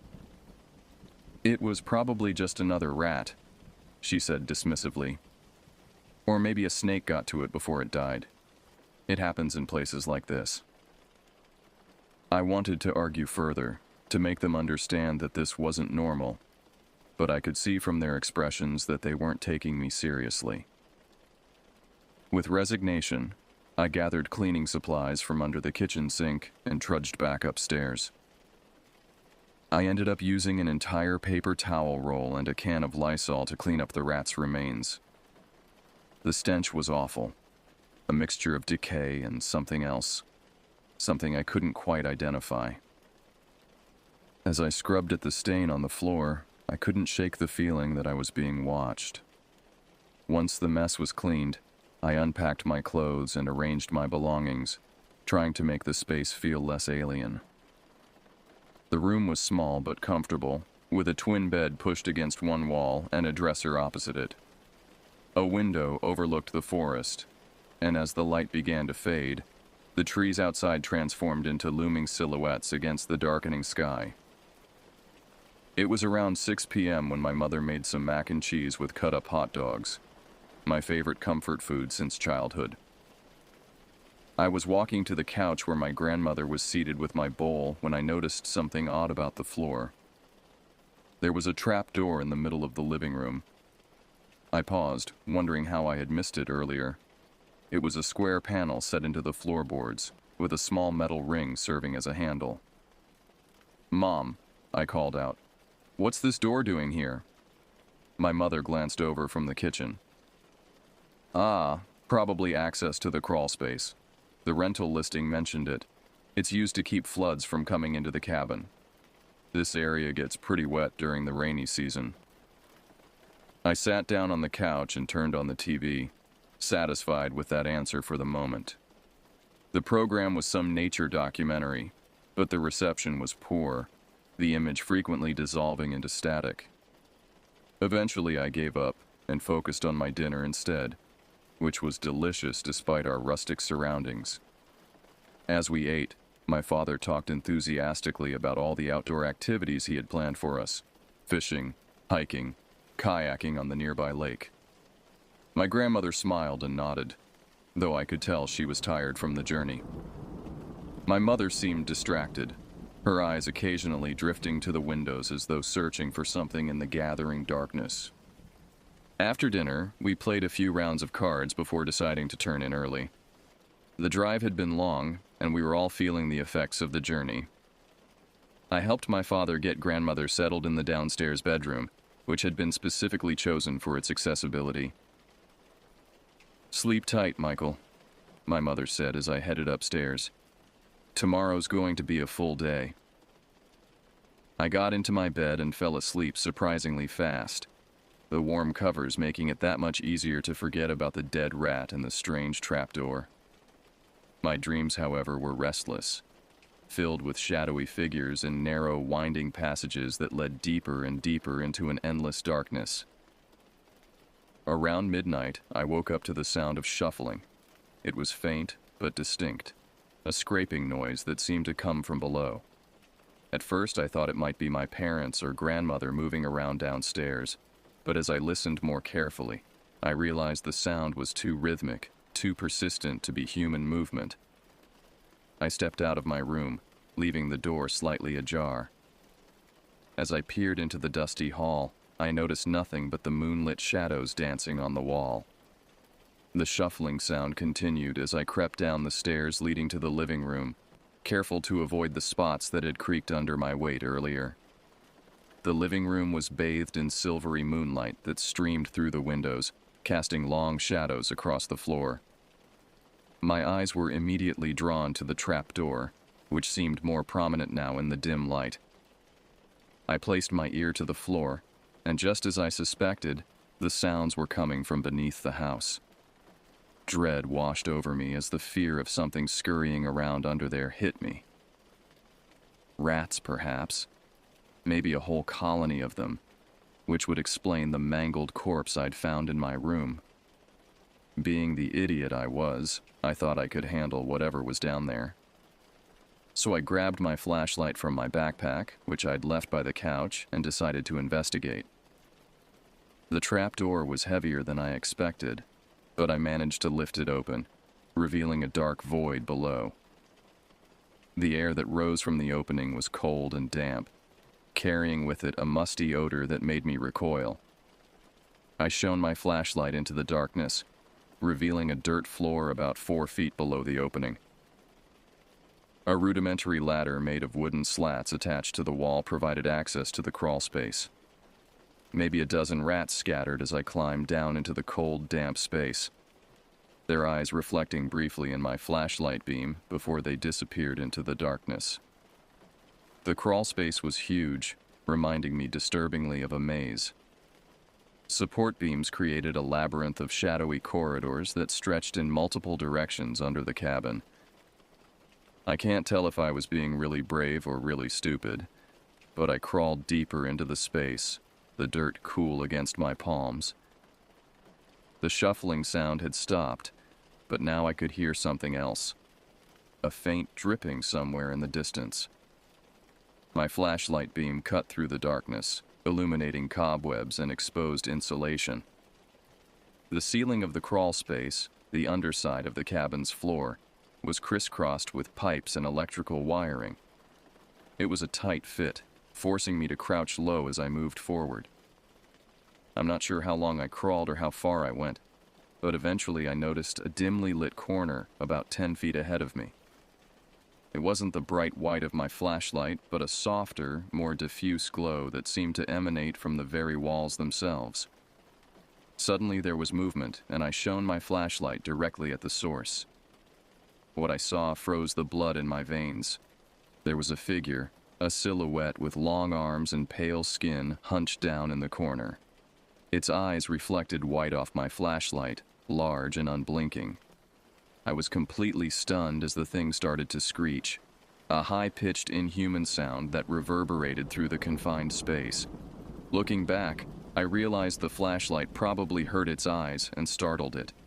But in that moment, all I could think about was escape. You better believe I turned myself right around and began to speed crawl as fast as I could, my elbows and knees scraping painfully against the dirt floor. I glanced back only once to see that thing following me, and quickly. It moved in a bizarre, spider-like manner, wrapping long fingers around the support beams to help propel itself forward. Its body was emaciated, skin stretched tight over protruding bones, and its mouth, oh God, its mouth, was filled with rows of needle-like teeth.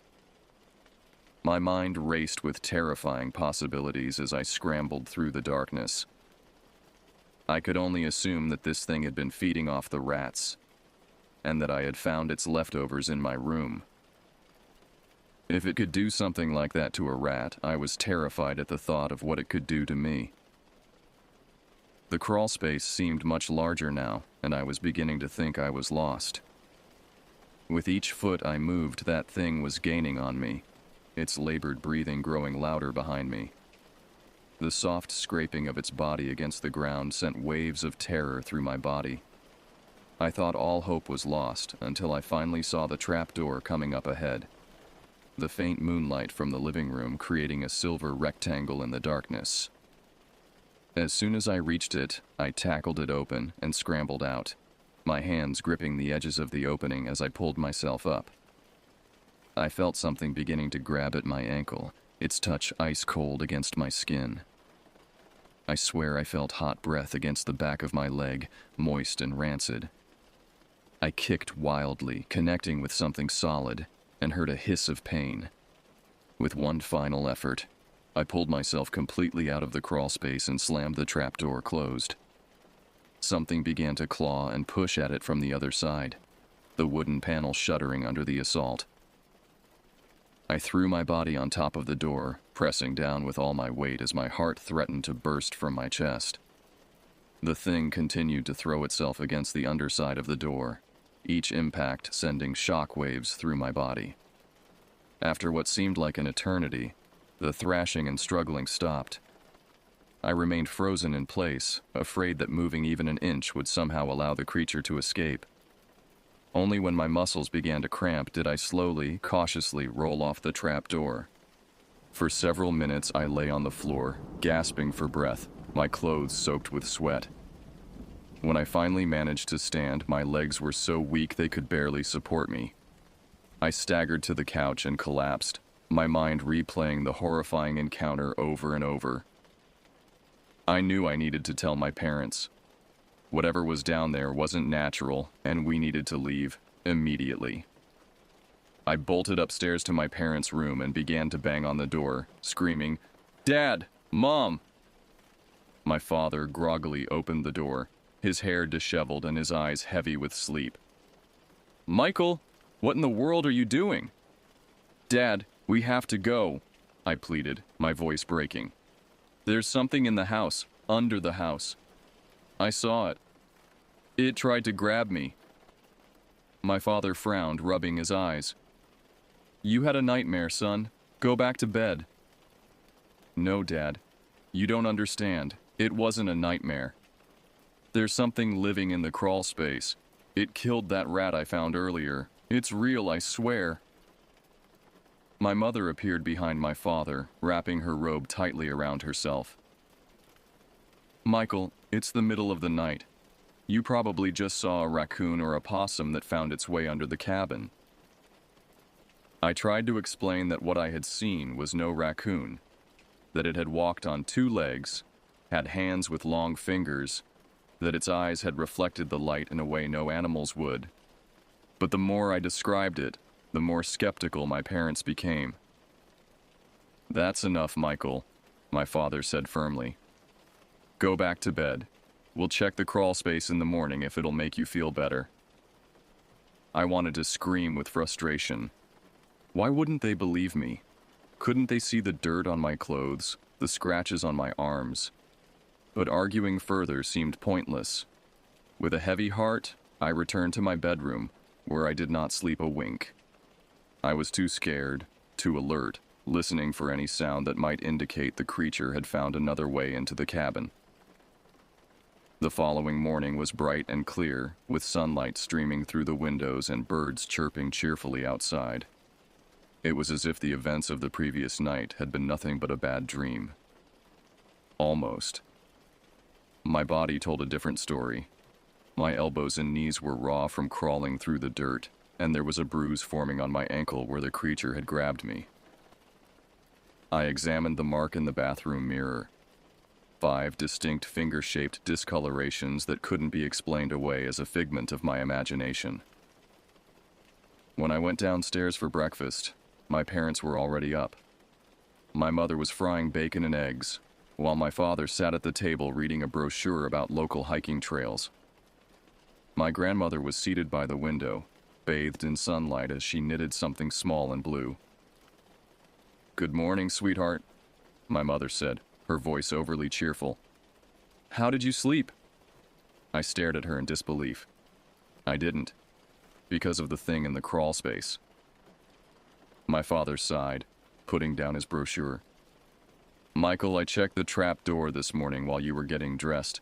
There's nothing unusual down there except some pipes and insulation, and a few rat droppings, which explains what happened to the one you found yesterday. You went down there? I asked, my voice rising with alarm. Just a quick look, he replied.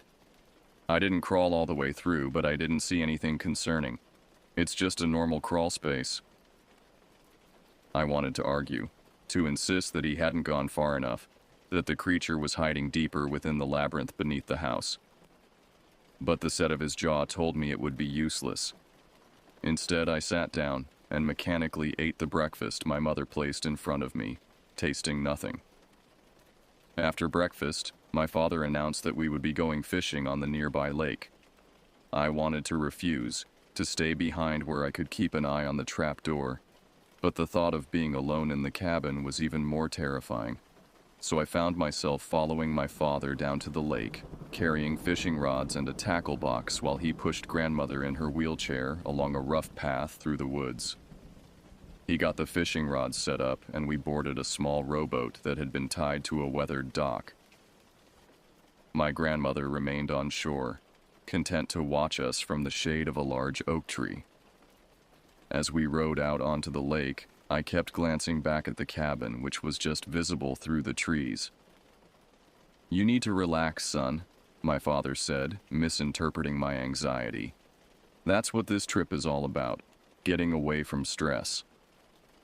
I didn't catch any fish that day, but my father caught 3 decent-sized trout, which he cleaned on the dock with practiced movements. Despite my fear, I found myself able to enjoy these moments with him. Moments of normalcy that temporarily pushed back the dread that had taken root in my chest. As the day progressed, I began to wonder if perhaps my father was right. Maybe what I had seen was just an animal, distorted by fear and the beam of my flashlight. Maybe the isolation of the cabin was playing tricks on my mind. But then I remembered those eyes, that unnaturally pale skin, those long, grasping fingers. And I knew it was no trick of the light, no figment of my imagination. Eventually, dawn turned to dusk, and we returned to the cabin. My mother had prepared a simple dinner, and afterward, we roasted marshmallows in the small fire pit on the porch, an activity both my grandmother and mother loved. They used to go camping when my mother was younger, and they shared stories of those trips as we toasted our marshmallows to golden perfection. The s'mores I made were delicious, perfectly gooey, but I couldn't fully enjoy them. My eyes kept drifting to the windows of the cabin, searching for any movement, any sign that something was watching us from within. As night fell, the forest around us seemed to close in, the darkness between the trees absolute. The fire cast our shadows large against the cabin wall, and I couldn't shake the feeling that among them was a shape that didn't belong to any of us. It was finally bedtime again, but I was terrified at the thought of that creature trying to hurt my family. I barricaded my door with the dresser and wedged the window shut with a book, creating what I hoped would be an impenetrable fortress. I didn't think I could sleep that night, but somehow, someway, exhaustion overcame fear, and I was able to doze off. I awoke at some point deep in the night, hearing the unmistakable sound of the trapdoor creaking open. My heart sank into my chest as a sense of dread like no other hit me. I lay paralyzed in my bed, straining to hear any further sounds from downstairs. Right then, I heard the sound of cupboards in the kitchen slamming open and shut, followed by the clatter of something metallic hitting the floor. I wondered if it was that thing looking for food, or for me. I started to hyperventilate as I heard the steps creaking one by one, a slow, deliberate ascent that told me whatever was coming up wasn't trying to be stealthy anymore. Hundreds of questions raced through my mind. Was my barricade strong enough? Could the creature open doors? Then again, it had opened the trapdoor with ease. Was my family safe? Or had it already? I couldn't bear to complete that thought. I heard scratching sounds coming from the hallway, then a light thud against my door. The doorknob jiggled violently and I held my breath. The dresser blocking the door shifted slightly with each shove, moving inch by inch across the floor. Suddenly, everything stopped as I heard another door opening down the hall, my parents' room. My father's voice, groggy but alarmed. "Hello? Who's there?" Then there was this awful, ear-splitting screech that seemed to pierce right through my skull. It was followed by the sound of shattering glass and my father shouting something unintelligible. I bolted to my door, shoving the dresser aside with strength I didn't know I possessed. When I flung the door open, I saw my father standing just outside his doorway with his fishing knife clutched in his hand. His face was pale, his eyes wide with shock. "Dad?" I whispered, afraid to speak any louder. He turned to me slowly, the knife lowering to his side. "I saw it," he said, his voice barely audible. "You were right. There was something." I looked to my right and saw what had captured his attention. A trail of blood leading from my parents' bedroom to a broken window at the end of the hall. The glass had been completely shattered, and the curtains billowed inward with the night breeze. "It was going through our things," my mother said from the doorway, her arms wrapped tightly around herself. "Thomas heard it first. When he turned on the light, it was standing right there at the foot of our bed, holding my jewelry box." "What was it?" I asked, although I already knew. "I don't know," my father admitted, a tremor in his voice that I'd never heard before. "But it wasn't human, and when I tried to approach it, it screamed and went right through the window. I think I cut it with the knife, but I'm not sure." We stood there in the hallway, the three of us frozen in a tableau of fear and disbelief. Then a voice called up from downstairs, my grandmother awakened by the commotion. "Thomas? Bridget? Is everything all right up there?" That same night, we packed our things and left the cabin without a word. My father carried my grandmother to the car, while my mother and I threw our belongings hastily into suitcases. We didn't bother with the things we'd left in the bathroom or scattered around the living room. None of us wanted to spend another minute in that place. As we drove away, I looked back at the cabin one last time. In the moonlight, it looked peaceful, ordinary, a deception that masked the horror within. And just before the trees obscured my view, I thought I saw a pale face watching us from the broken upstairs window, its eyes reflecting the light of our taillights. The drive back to civilization was tense and quiet. No one spoke for the first hour, each of us lost in our own thoughts, processing what we had experienced. It wasn't until we reached the main highway, with its comforting streetlights and occasional passing cars, that my father finally broke the silence. "I'm sorry I didn't believe you, Michael," he said, his hands gripping the steering wheel so tightly his knuckles were white. "I should have listened." "What are we going to do?" my mother asked from the passenger seat. "Should we report this to someone?" My father hesitated. "And tell them what? That we were attacked by some creature living under a rental cabin? They'd think we were insane." "But what if other people rent that place?" I asked. "What if whatever that thing is hurts someone else?" It was a question none of us had a good answer for. In the end, my father compromised by calling the rental agency once we were back home, claiming we had found evidence of a severe rodent infestation and structural damage to one of the upstairs windows. It wasn't the whole truth, but it was enough to ensure that the cabin would be inspected before being rented out again. The weeks that followed our hasty departure were difficult. I had nightmares almost every night, reliving the terror of the crawl space and the creature's pursuit. In these dreams, I never made it out of the trapdoor in time, and would wake up gasping for breath, feeling phantom fingers grasping at my ankles. My parents struggled too, though they tried to hide it.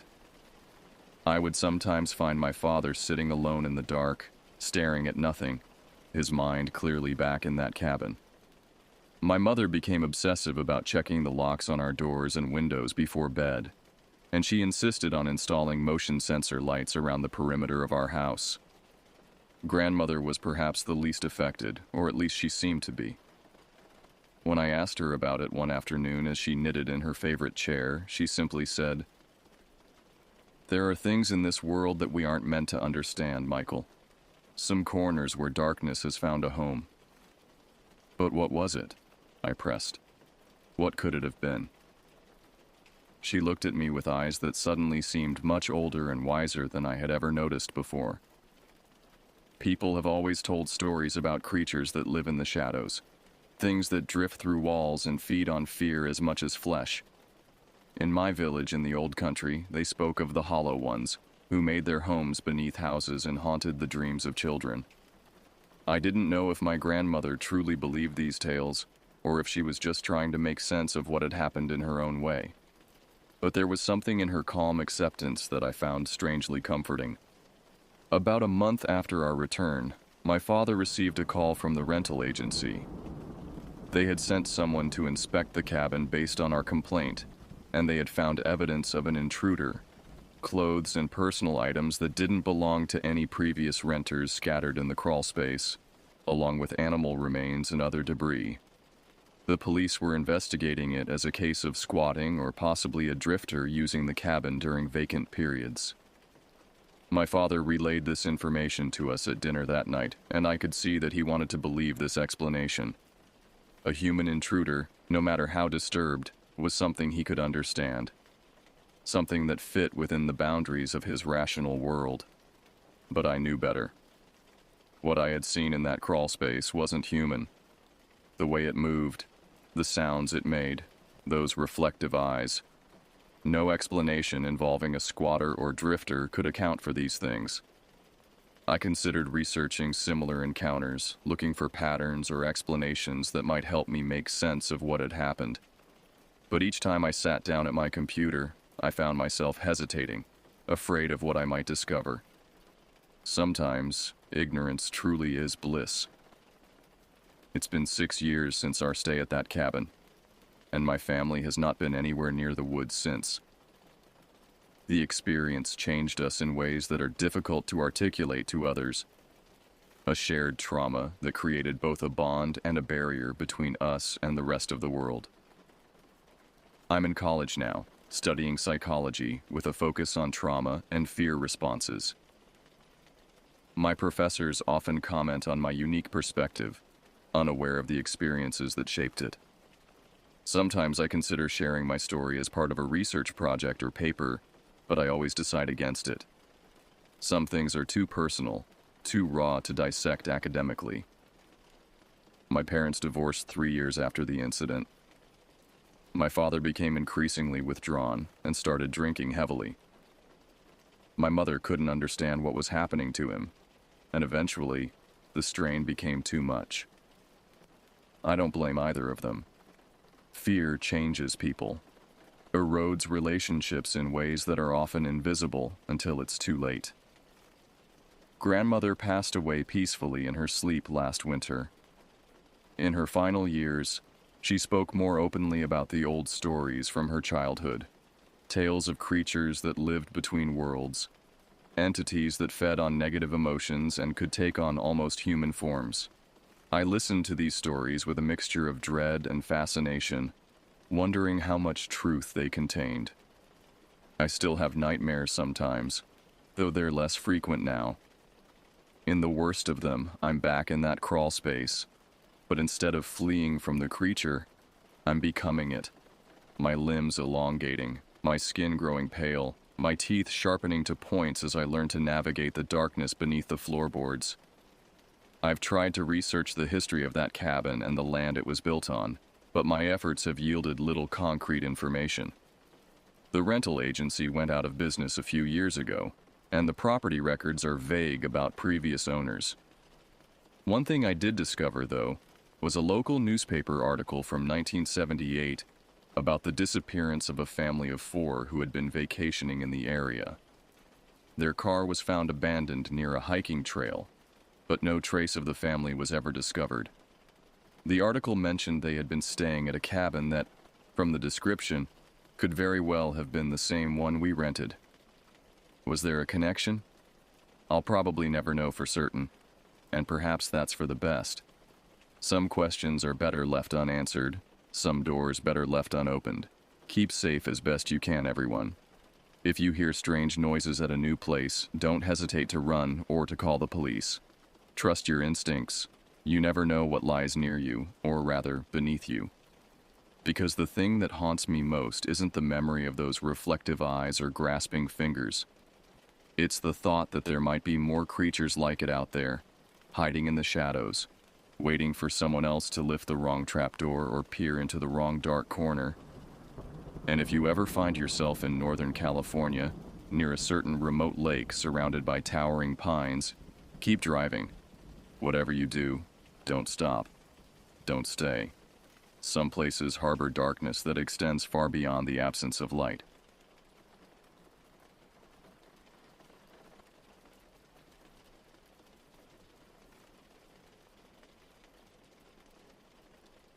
I'm a 32-year-old woman living in a beach town in Southern California, where the ocean meets mountains and river bottoms carved through the landscape. My apartment sits in an unfortunate location, just behind the Seaside Motor Lodge, a dilapidated motel with a disturbing history. Back in the 1980s, a serial killer allegedly used one of the rooms as a temporary workshop, keeping dismembered remains in a bathtub before disposal. The police never confirmed these rumors publicly, but locals speak of it with grim certainty.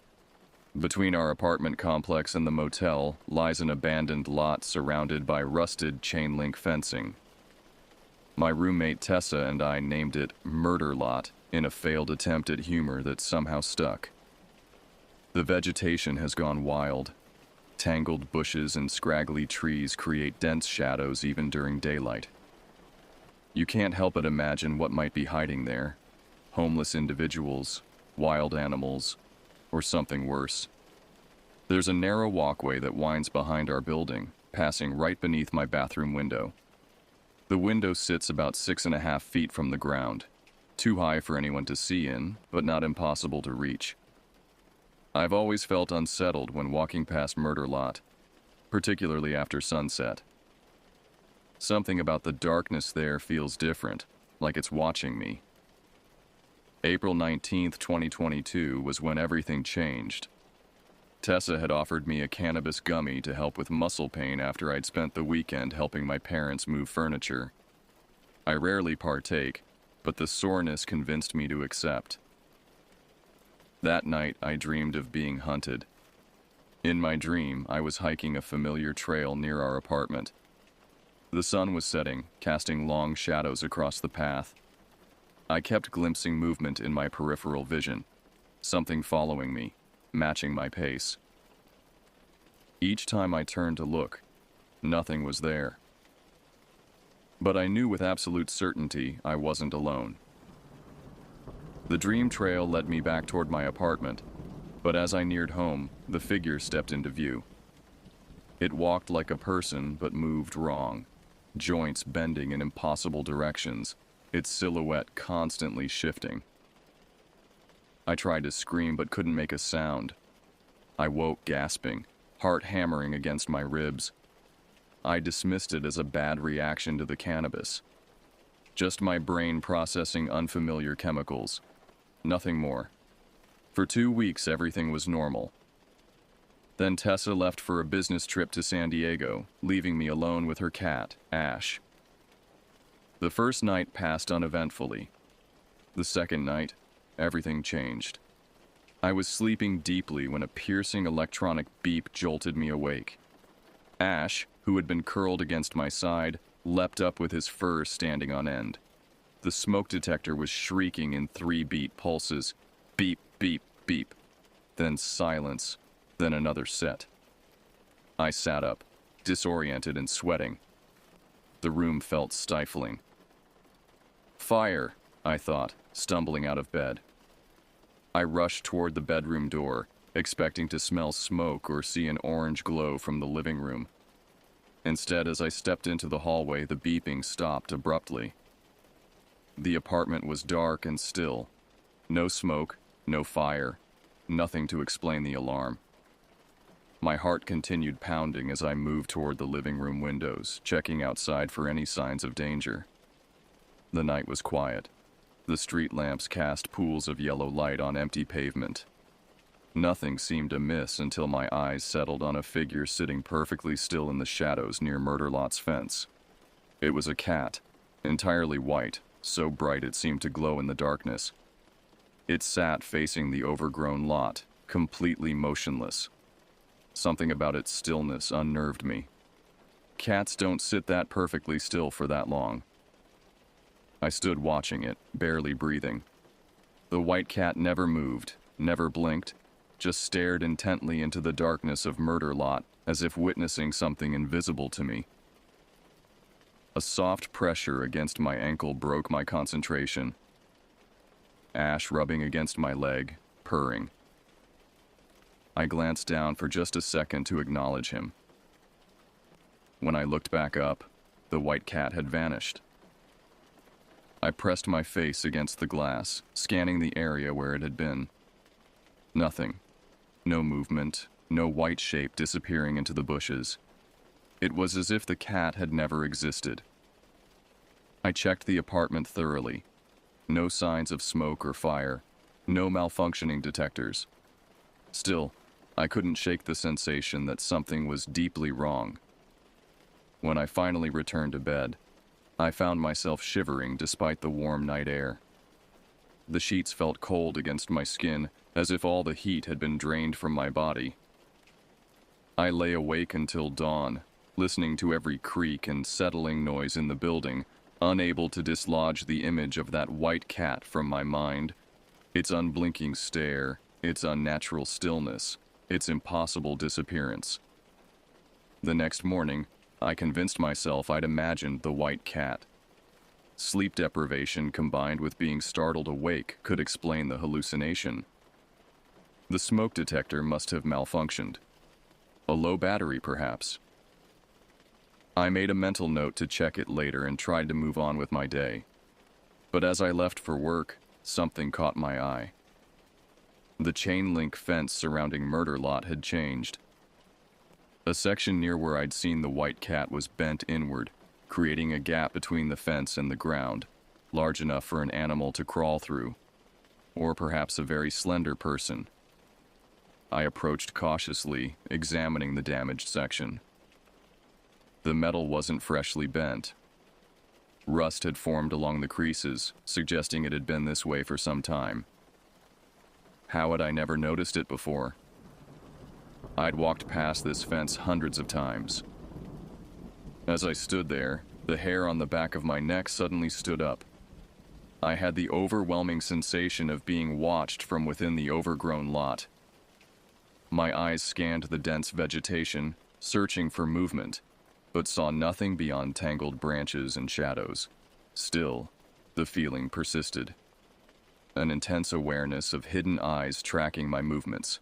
I backed away from the fence and hurried to my car, looking over my shoulder repeatedly until I was safely inside with the doors locked. Throughout my workday at the local library, I found myself distracted, replaying the previous night's events. The smoke alarm, the white cat, the damaged fence. Individually, each could be explained away. Together, they formed a pattern that made me deeply uneasy. That evening, I found myself researching local wildlife on my laptop. Could the white cat have been a feral cat? Perhaps an albino fox mistaken for a cat in the poor lighting? None of the explanations felt right. My research led me down increasingly strange paths. I found myself reading about folklore, stories of animals that weren't what they seemed, creatures that mimicked human behaviors to lure unsuspecting victims. I closed my browser, embarrassed by the direction my thoughts had taken. This wasn't some remote forest or ancient village. This was Southern California in 2022. When Tessa returned the following day, I considered telling her about the strange occurrences, but decided against it. The story sounded absurd, even in my own head. Instead, I suggested we report the damaged fence to our building manager. "That fence has been bent for months," Tessa said, surprising me. "I thought you knew." "I guess I never really paid attention," I lied, not wanting to admit I'd somehow missed such an obvious detail. "Well, the property management doesn't care. I've reported it twice," she continued, scratching Ash behind his ears. "Apparently it's technically on motel property, so our landlord says it's not his problem." That night, I dreamed of the white cat again. In the dream, it sat at the foot of my bed, watching me with unblinking eyes. When I tried to move, I found myself paralyzed. The cat began to grow larger, its form stretching and distorting until it no longer resembled a cat at all. I woke up drenched in sweat, convinced for a terrifying moment that something was crouched at the end of my bed. The room was empty, of course, but sleep eluded me for the remainder of the night. The following weeks passed uneventfully. No more phantom alarms, no white cat sightings. I began to relax, convincing myself I'd experienced nothing more than an unusual combination of coincidences and an overactive imagination. Then came the night in May when everything escalated. May 17th, 2022, started as a perfectly ordinary Tuesday. I worked my regular shift at the library, came home, made dinner with Tessa, and settled in for a quiet evening. Around 8:30 p.m., I decided to take a shower. "I'm hitting the shower," I called to Tessa, who was engrossed in a reality TV show in the living room. "Need the bathroom before I monopolize it?" "I'm good," she replied without looking away from the screen. I left the bathroom door unlocked, a habit we'd developed since Ash's litter box was kept in there. The cat hated closed doors and would howl pitifully if denied access to any room in the apartment. The shower felt wonderful after a long day. I lost myself in the steam and warmth, shampooing my hair with my eyes closed. That's when I heard it. 3 distinct knocks on what I assumed was the bathroom door. I pulled back the shower curtain slightly. "Yeah?" I called out, expecting Tessa to respond. "It's me," came a sing-song voice that sounded like a distorted version of Tessa's. The voice wasn't quite right. It had the same cadence as Tessa's, but sounded off somehow, like someone doing a poor impression of her. Still, I didn't think much of it. We often used silly voices when talking to each other around the apartment. "Come in," I said, assuming Ash needed the litter box. I heard the door open. Keeping the shower curtain pulled to cover myself, I peeked out, expecting to see Tessa or at least Ash entering. Instead, I saw the empty bathroom, the door now standing open to the dark hallway beyond. No one was there. My body went rigid. I stood frozen, water still running down my back, staring at the empty doorway. After a few seconds that felt like hours, I managed to reach out with a trembling hand and pull the shower curtain closed again. I finished my shower in record time, my mind racing through explanations. Perhaps Tessa had knocked, then decided she didn't need the bathroom after all. Maybe I'd imagined the voice entirely. The running water could have distorted some other sound from elsewhere in the apartment. But deep down, I knew something was wrong. The voice had been too strange, too unlike Tessa, despite attempting to mimic her. And why would she open the door then leave without saying anything? I turned off the water and reached for my towel, drying off quickly while still in the shower stall. I dressed in record time, not wanting to be vulnerable for a second longer than necessary. Taking a deep breath, I stepped out into the hallway. Tessa was still in the living room, sitting in exactly the same position as when I'd left for my shower. She looked up as I entered. "That was quick," she commented. My mouth felt dry. "Did you just knock on the bathroom door?" She frowned, shaking her head. No, I've been watching this the whole time. I believed her. The show she'd been watching was still playing. She couldn't have made it to the bathroom and back without missing part of it. Besides, her confusion seemed genuine. I heard knocking, I said slowly, and a voice that sounded like someone trying to sound like you. A flicker of concern crossed her face. Maybe it was from next door? The walls are pretty thin? I nodded, wanting to believe this explanation. But our neighbors on the bathroom side were an elderly couple who rarely made noise. And the voice hadn't sounded muffled, as it would have if it had come through the wall. It had sounded like it was right outside the bathroom door. Then a horrifying thought struck me, one I'd been subconsciously avoiding. The bathroom had another entrance point, the window. The window that faced the narrow walkway behind our building, the walkway that connected to Murder Lot. I didn't sleep that night.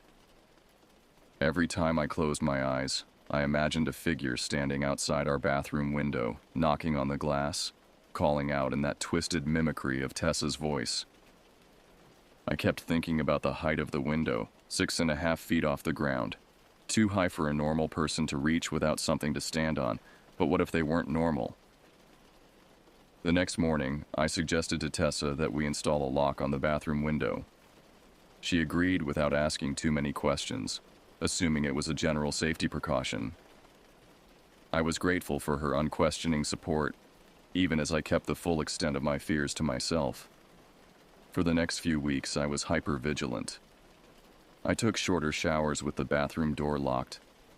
I avoided being near windows after dark. I started researching security systems we could install despite our rental agreement limitations. Gradually, as nothing else unusual occurred, I began to lower my guard again.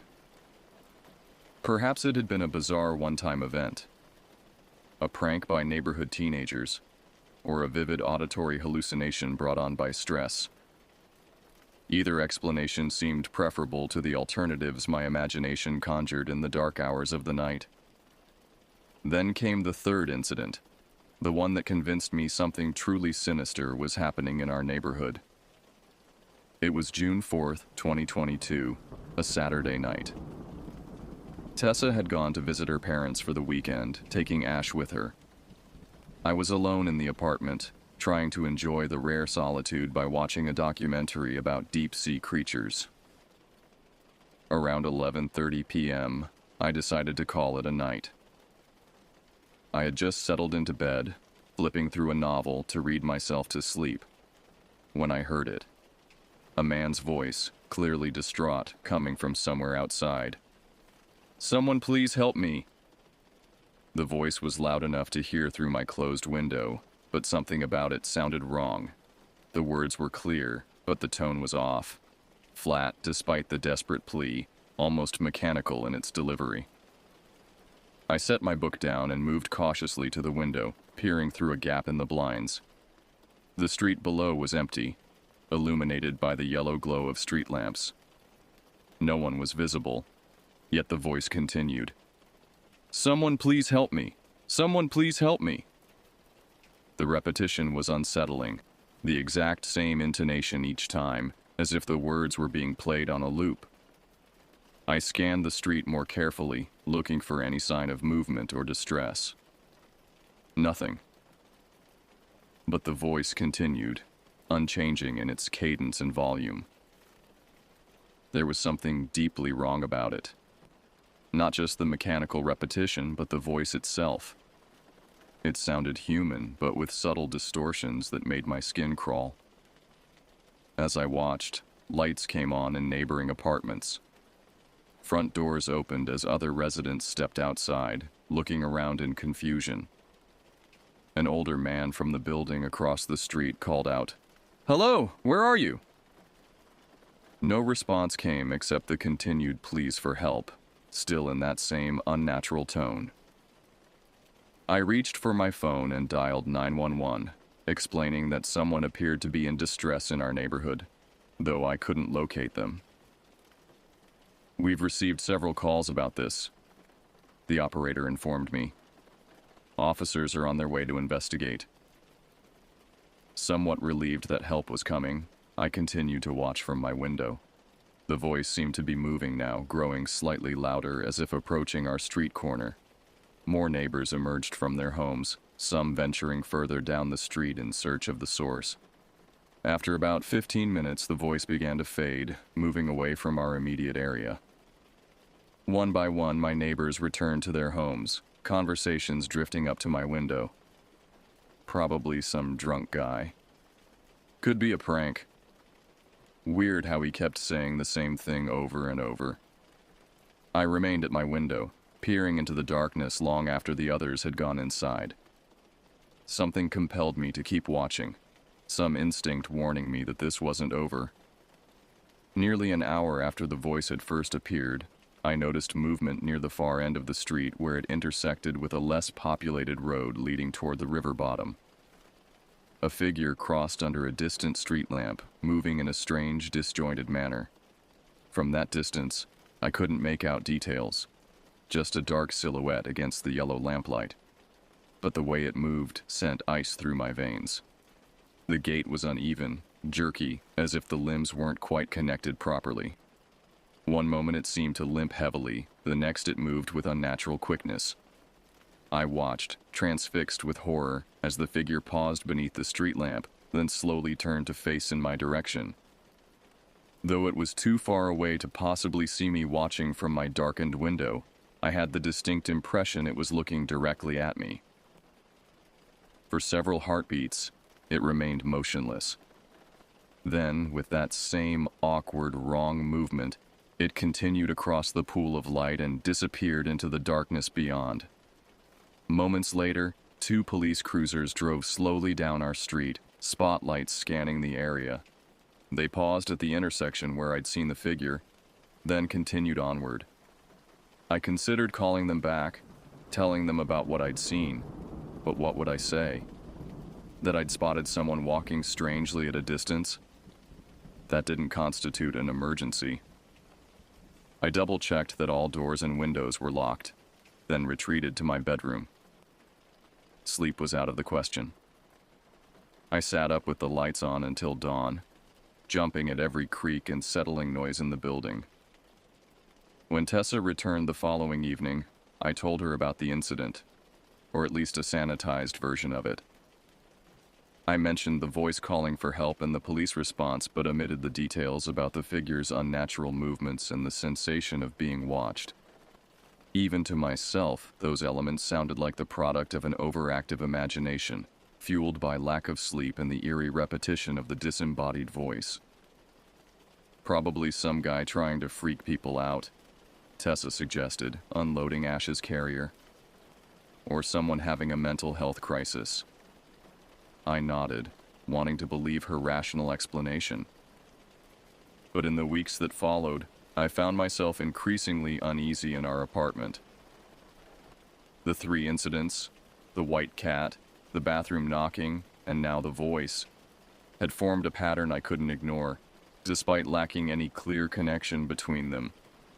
I began researching our neighborhood's history, looking for anything that might explain the strange occurrences.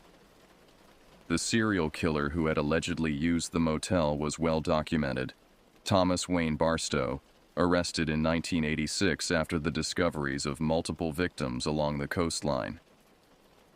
But nothing in his case suggested anything supernatural or explained the events I'd experienced. I expanded my search, looking into local legends and folklore. Most were the standard fare of small-town ghost stories, haunted buildings, tragic drownings in the river, mysterious lights on the mountains. Nothing that aligned with what I'd witnessed. Then I found an obscure forum post from 2015, written by someone claiming to have lived in our neighborhood a decade earlier. They described hearing a voice calling for help late at night, followed by sightings of something that wasn't quite human moving through the streets. The post had received little attention, a few dismissive comments calling the author delusional or attention-seeking. But the similarities to my experience sent chills down my spine. Was it possible that whatever I'd encountered had been active in the area for years? If so, why weren't there more reports? I printed the forum post and tucked it into my desk drawer, unsure what to do with the information but unwilling to dismiss it entirely. Something was happening in our neighborhood, something beyond normal explanation, and I seemed to be one of the few people aware of it. The mounting evidence of something unnatural in our neighborhood drove me to more extensive research. I took a week off from work, claiming I needed personal time, which wasn't entirely untrue. My sleep had become fragmented, punctuated by nightmares and periods of lying awake, listening for sounds outside my window. I started by methodically documenting everything I could remember about the 3 incidents. I created a detailed timeline, noting weather conditions, moon phases, and any other potentially relevant factors. Looking for patterns felt like grasping at straws, but I needed some framework to understand what was happening. The local library proved disappointing. Their section on local history focused primarily on the town's founding, its growth during the tourism boom of the 1960s, and profiles of notable residents. The serial killer Barstow merited only a brief mention in a book about California crime, with no details that I hadn't already discovered online. I expanded my search to neighboring towns, driving to their libraries and historical societies. In a small archive in a community 20 miles inland, I found something intriguing.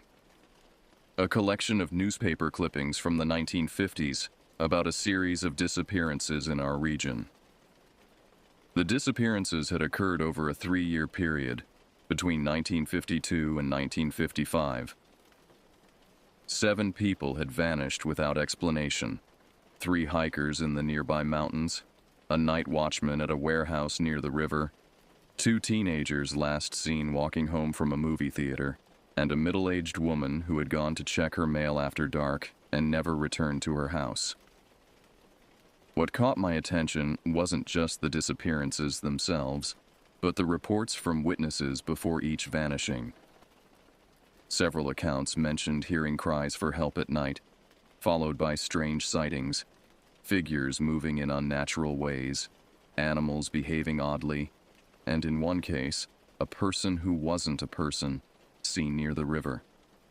The newspaper articles treated these reports as the product of mass hysteria and rural superstition.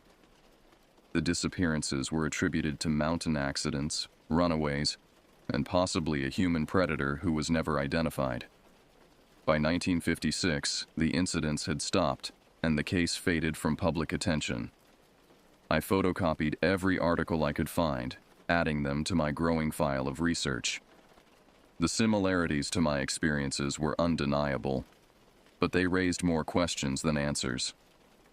If the same entity had been active in the 1950s, why the decades-long gap before resurfacing? And what exactly was it? My research led me to explore various cultural myths about creatures that could mimic human appearance or voices. The legends were widespread across different cultures: skinwalkers in Navajo tradition, Bakaneko in Japanese folklore, the not deer phenomenon in Appalachian stories. Each described entities that existed in the uncanny valley between human and animal, capable of mimicry but never quite getting the details right. I felt ridiculous pursuing these explanations. A well-educated woman in modern California researching folk monsters to explain strange occurrences. But the conventional explanations felt increasingly inadequate. Pranksters wouldn't maintain such an elaborate hoax over months. Mental illness couldn't explain the shared experiences of my neighbors hearing the voice. And none of these explained the white cat's impossible disappearance or the knocking at my bathroom door when Tessa was clearly elsewhere. As my week off drew to a close, I had compiled an extensive file of research, but reached no definitive conclusions. The most consistent pattern I could identify was that all 3 incidents had occurred when I was alone or separated from others. The white cat appeared when Tessa was away, The bathroom knocking happened when I was isolated in the shower, and the voice called out when I was alone in the apartment. Was I being specifically targeted? If so, why me? I had no connection to the area's history. I'd moved here just 2 years ago for the library position after graduating with my master's degree in library science. There was nothing special about me that would attract supernatural attention. Unless a disturbing thought occurred to me. What if it wasn't targeting me specifically, but rather anyone who noticed it? The white cat had appeared after I'd taken the cannabis gummy and had that dream. Perhaps the altered state had made me more perceptive to something that had been there all along, something most people filtered out or rationalized away. By noticing it, had I somehow drawn its attention to me? I returned to work the following Monday, my research inconclusive, but my vigilance heightened. I began taking precautions. I never walked near Murder Lot alone. I installed a security camera facing my bedroom window, and I kept a journal of anything unusual I noticed, no matter how small. Tessa grew concerned about my behavior, but accepted my explanation that the recent strange events had left me feeling unsafe. She supported my security measures and even began accompanying me more often when I needed to go out after dark. For several weeks, nothing unusual occurred. No white cats, no knocking, no voices calling for help. I began to hope that whatever had been happening had stopped. Perhaps it had moved on to another area, or my increased vigilance had somehow deterred it. Then came the night that shattered this fragile hope and convinced me that the entity wasn't gone. It was merely watching, waiting for the right moment to reveal itself again. July 8th, 2022, marked exactly 1 month since the incident with the voice calling for help. The date's significance didn't register with me until later. I was simply grateful for the stretch of normalcy that had followed my research week. That evening, Tessa had plans to meet friends for dinner, leaving me alone in the apartment. "I'll probably be back around midnight," she told me as she gathered her purse. "Don't wait up." "Have fun," I replied, settling on the couch with my laptop. I had plans to catch up on emails and maybe watch a movie, a quiet Friday night at home.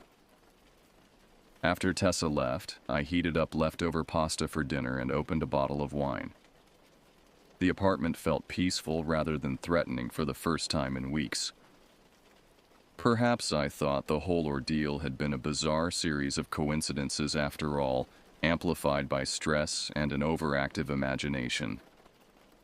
Around 9:30 p.m., I decided to take advantage of the quiet evening to have a relaxing bath, something I'd avoided since the bathroom knocking incident. I filled the tub with hot water, added lavender bath salts, and even lit a few candles. The bathroom window remained securely locked, with a new blackout curtain covering it for additional privacy.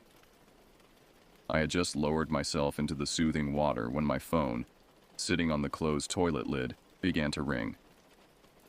The screen showed Tessa's name. I reached for it, water dripping from my arm. "Hey, what's up?" I answered. There was silence on the other end, then a strange sound, like breathing, but oddly rhythmic and mechanical. "Tessa?" I said, sitting up straighter in the tub. "Can you hear me?"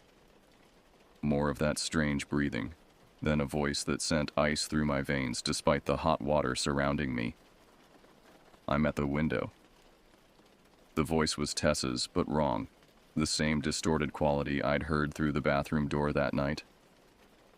A poor imitation, with the cadence slightly off and the tone unnaturally flat. I immediately ended the call, my hands shaking so badly I nearly dropped the phone in the bathwater. I stood up quickly, water sloshing over the side of the tub, and grabbed a towel. As I hurriedly dried myself, I called Tessa's actual number. She answered on the third ring. "Hey, what's up? I'm at dinner." The background noise confirmed her location. The chatter of other diners, clinking glasses, ambient music. "Did you just call me?" I asked, my voice tight with fear. No, she replied, sounding confused. I've been sitting here for the past hour. Is everything okay? I hesitated, unsure how much to tell her. I just got a call from your number, but it wasn't you. It was weird. Probably a glitch or something. Want me to come home? She offered, concern evident in her voice. No, I said quickly, not wanting to ruin her evening. I'm fine. Probably just a crossed line or something. Enjoy your dinner. We hung up and I dressed quickly, abandoning the bath. My mind raced through explanations, phone glitches, caller ID spoofing, a cruel prank. But none explained how the caller knew to use that particular phrase, "I'm at the window." A phrase that referenced my deepest fear about the bathroom knocking incident. I moved through the apartment, checking that all windows and doors were locked. When I reached the bathroom, I hesitated before approaching the window. The blackout curtain was still in place, but suddenly it seemed like a flimsy barrier. What if something was just on the other side, waiting? Gathering my courage, I quickly pulled back the curtain, half expecting to see a face pressed against the glass. There was nothing, just darkness and the faint outline of the walkway beyond. I returned to the living room and sat on the couch, keeping all the lights on. My phone remained clutched in my hand, ready to call 911 if necessary. For nearly an hour, I sat in tense silence, jumping at every creak and rustle from outside. Then, at precisely 10:47 p.m., I remember checking the time on my phone. Every light in the apartment went out simultaneously. The darkness was absolute. Even the street lights outside seemed to have failed, leaving no ambient glow through the windows. My phone screen provided the only illumination as I activated the flashlight function with trembling fingers. I knew immediately this wasn't a normal power outage. No storm was forecast, and the abruptness of the blackout, all lights failing at once rather than the typical flicker before darkness, felt deliberate, targeted. The beam of my phone's flashlight seemed feeble against the overwhelming darkness as I made my way to the kitchen, where we kept emergency candles. I had just located the drawer when I heard it, a soft scratching at the front door, like fingernails dragging lightly across the wood. I froze, flashlight pointed at the door, watching in horror as the handle began to turn slowly. It rotated completely, but the deadbolt prevented the door from opening. The scratching stopped. For several heartbeats, there was complete silence. Then a soft thud against the door, followed by another. It took me a moment to recognize the sound.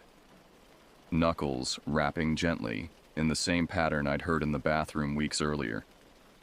3 distinct knocks. Pause. 3 more. "Who's there?" I called out, trying to keep my voice steady despite my racing heart. No response. Just another set of knocks, slightly louder this time. "I've called the police," I lied, my voice stronger now, fueled by adrenaline. "They're on their way." The knocking stopped. I kept the flashlight trained on the door, watching for any movement of the handle. Nothing happened for several long minutes. I began to hope that my bluff had worked, that whatever was out there had left. Then, from the bedroom at the back of the apartment, came the sound of breaking glass. My breath caught in my throat. Someone, or something, was breaking in through my bedroom window. I was trapped between the front door and the intruder entering from the rear of the apartment. In that moment of pure terror, survival instinct took over.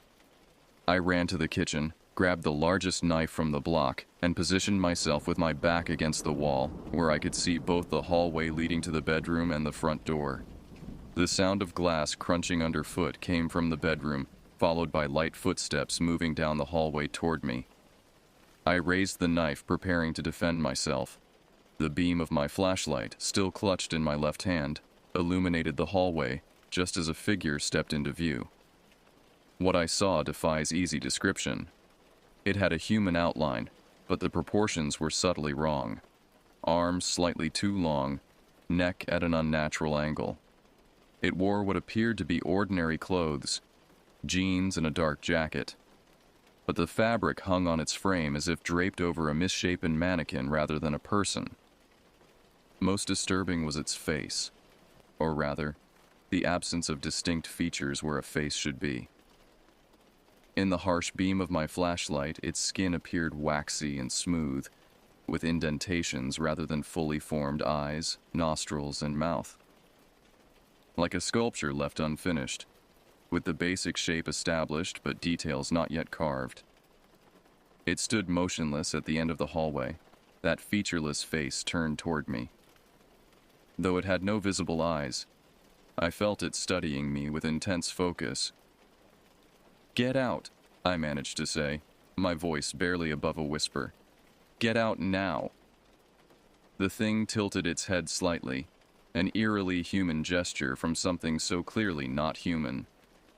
Then, in a voice that was a perfect mimicry of my own, it repeated my words back to me. "Get out. Get out now." My own voice, coming from that incomplete face, broke something in my mind. I lunged forward, knife extended, screaming incoherently. I wasn't thinking clearly, just acting on primal fear and the desperate need to drive this thing away from me. The figure moved with impossible speed, retreating down the hallway and back into the bedroom. I pursued it, beyond rational thought now, still screaming and brandishing the knife. When I reached the bedroom doorway, I saw the window, glass indeed broken, curtains fluttering in the night breeze, but no sign of the intruder. I approached cautiously, knife still raised, and peered outside. The ground below my second-floor window was empty. No figure running away, no evidence of someone having jumped or climbed down. It was as if the entity had simply vanished. As I stood there, trying to process what had just happened, the lights throughout the apartment suddenly came back on.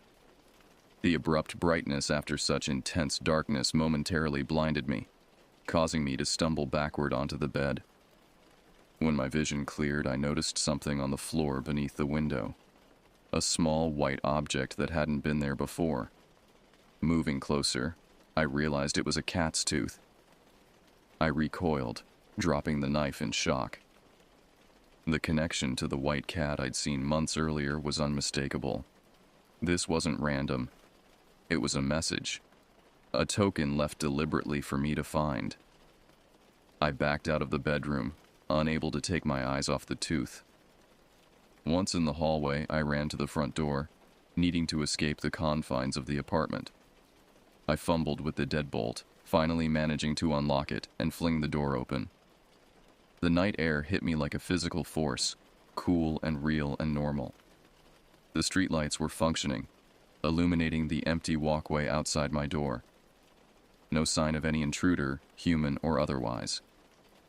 I stood in the doorway, breathing deeply, trying to calm my racing heart. Had I imagined it all? A hallucination brought on by weeks of stress and paranoia? But the broken window was real. And when I eventually gathered the courage to return to the bedroom, the cat's tooth was still there. Tangible evidence that something had invaded my home. I called Tessa immediately, asking her to come home. While waiting, I called the police, who arrived 20 minutes later. They took my statement and searched the area, but found no sign of an intruder. They suggested the broken window might have been caused by a bird or bat, despite the obvious human-sized opening. Tessa arrived home shortly after the police left. Her face paled as she surveyed the broken window and the disorder of the apartment.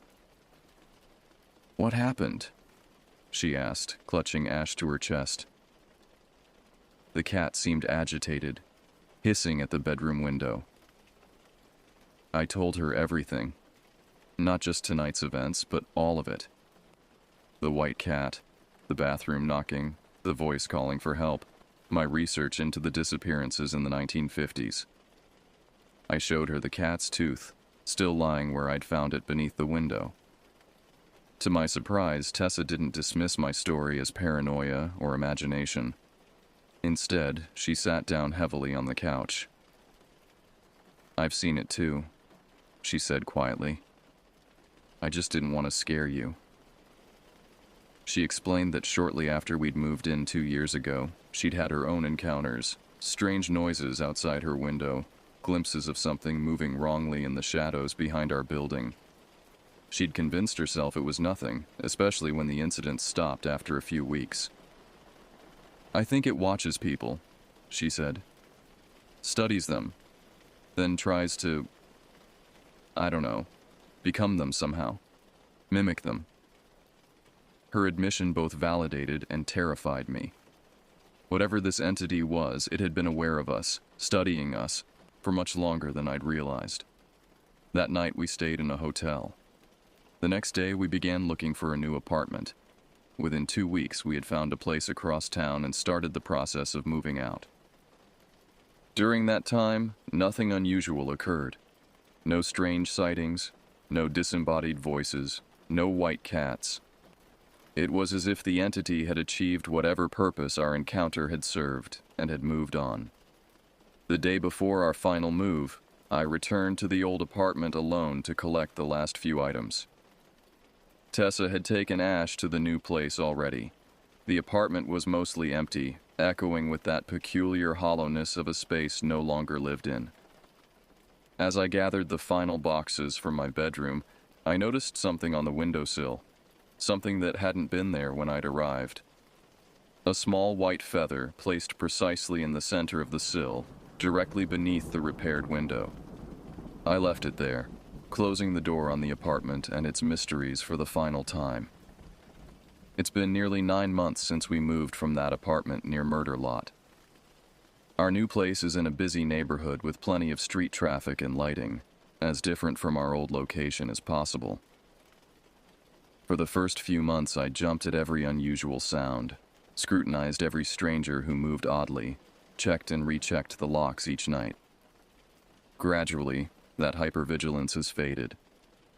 Tessa and I rarely speak of what happened, though sometimes I catch her watching the street with unusual intensity. I've continued my research in quiet moments, expanding my understanding of mimicry in nature and folklore. I've found no definitive answers, but I've developed theories. Whatever entity stalked us seems to learn through observation and imitation. The white cat may have been an early attempt at creating a form it thought would be non-threatening. The voice on the phone, the knocking, all were attempts to interact using patterns it had observed. The featureless face I saw that final night suggests it's still learning, still perfecting its mimicry. Most disturbing is the thought that it might be getting better at it, that the next person it studies might encounter a more perfect imitation. I still have the newspaper clippings about the disappearances in the 1950s. Sometimes I wonder if those people encountered the entity in a more primitive stage of its learning. Perhaps they saw something so impossible, so utterly wrong, that they couldn't process it, and in that moment of cognitive dissonance, became vulnerable. Last week, I was browsing local news when a headline caught my eye. Residents report strange calls for help in riverbed area. The article described incidents just 2 miles from our old apartment, people hearing distress calls at night, followed by sightings of unusual movement in the shadows. I closed the browser and tried to push the information from my mind. It's not my concern anymore. I escaped. I survived. But sometimes, when I'm drifting off to sleep, I imagine it's still out there, watching from dark corners, learning, adapting, becoming a better mimic with each new subject it studies. And in those moments, I wonder if I truly escaped at all, or if it simply moved on to other, easier targets. Whether the cat's tooth and the feather were warnings, trophies, or invitations, I may never know. What I do know is this. When you sense something watching you from the shadows, when a voice sounds almost but not quite right, when movement in your peripheral vision doesn't follow natural patterns, trust your instincts. The space between what is human and what merely imitates humanity is narrower than we care to admit. And in that narrow space, something is watching, learning, waiting.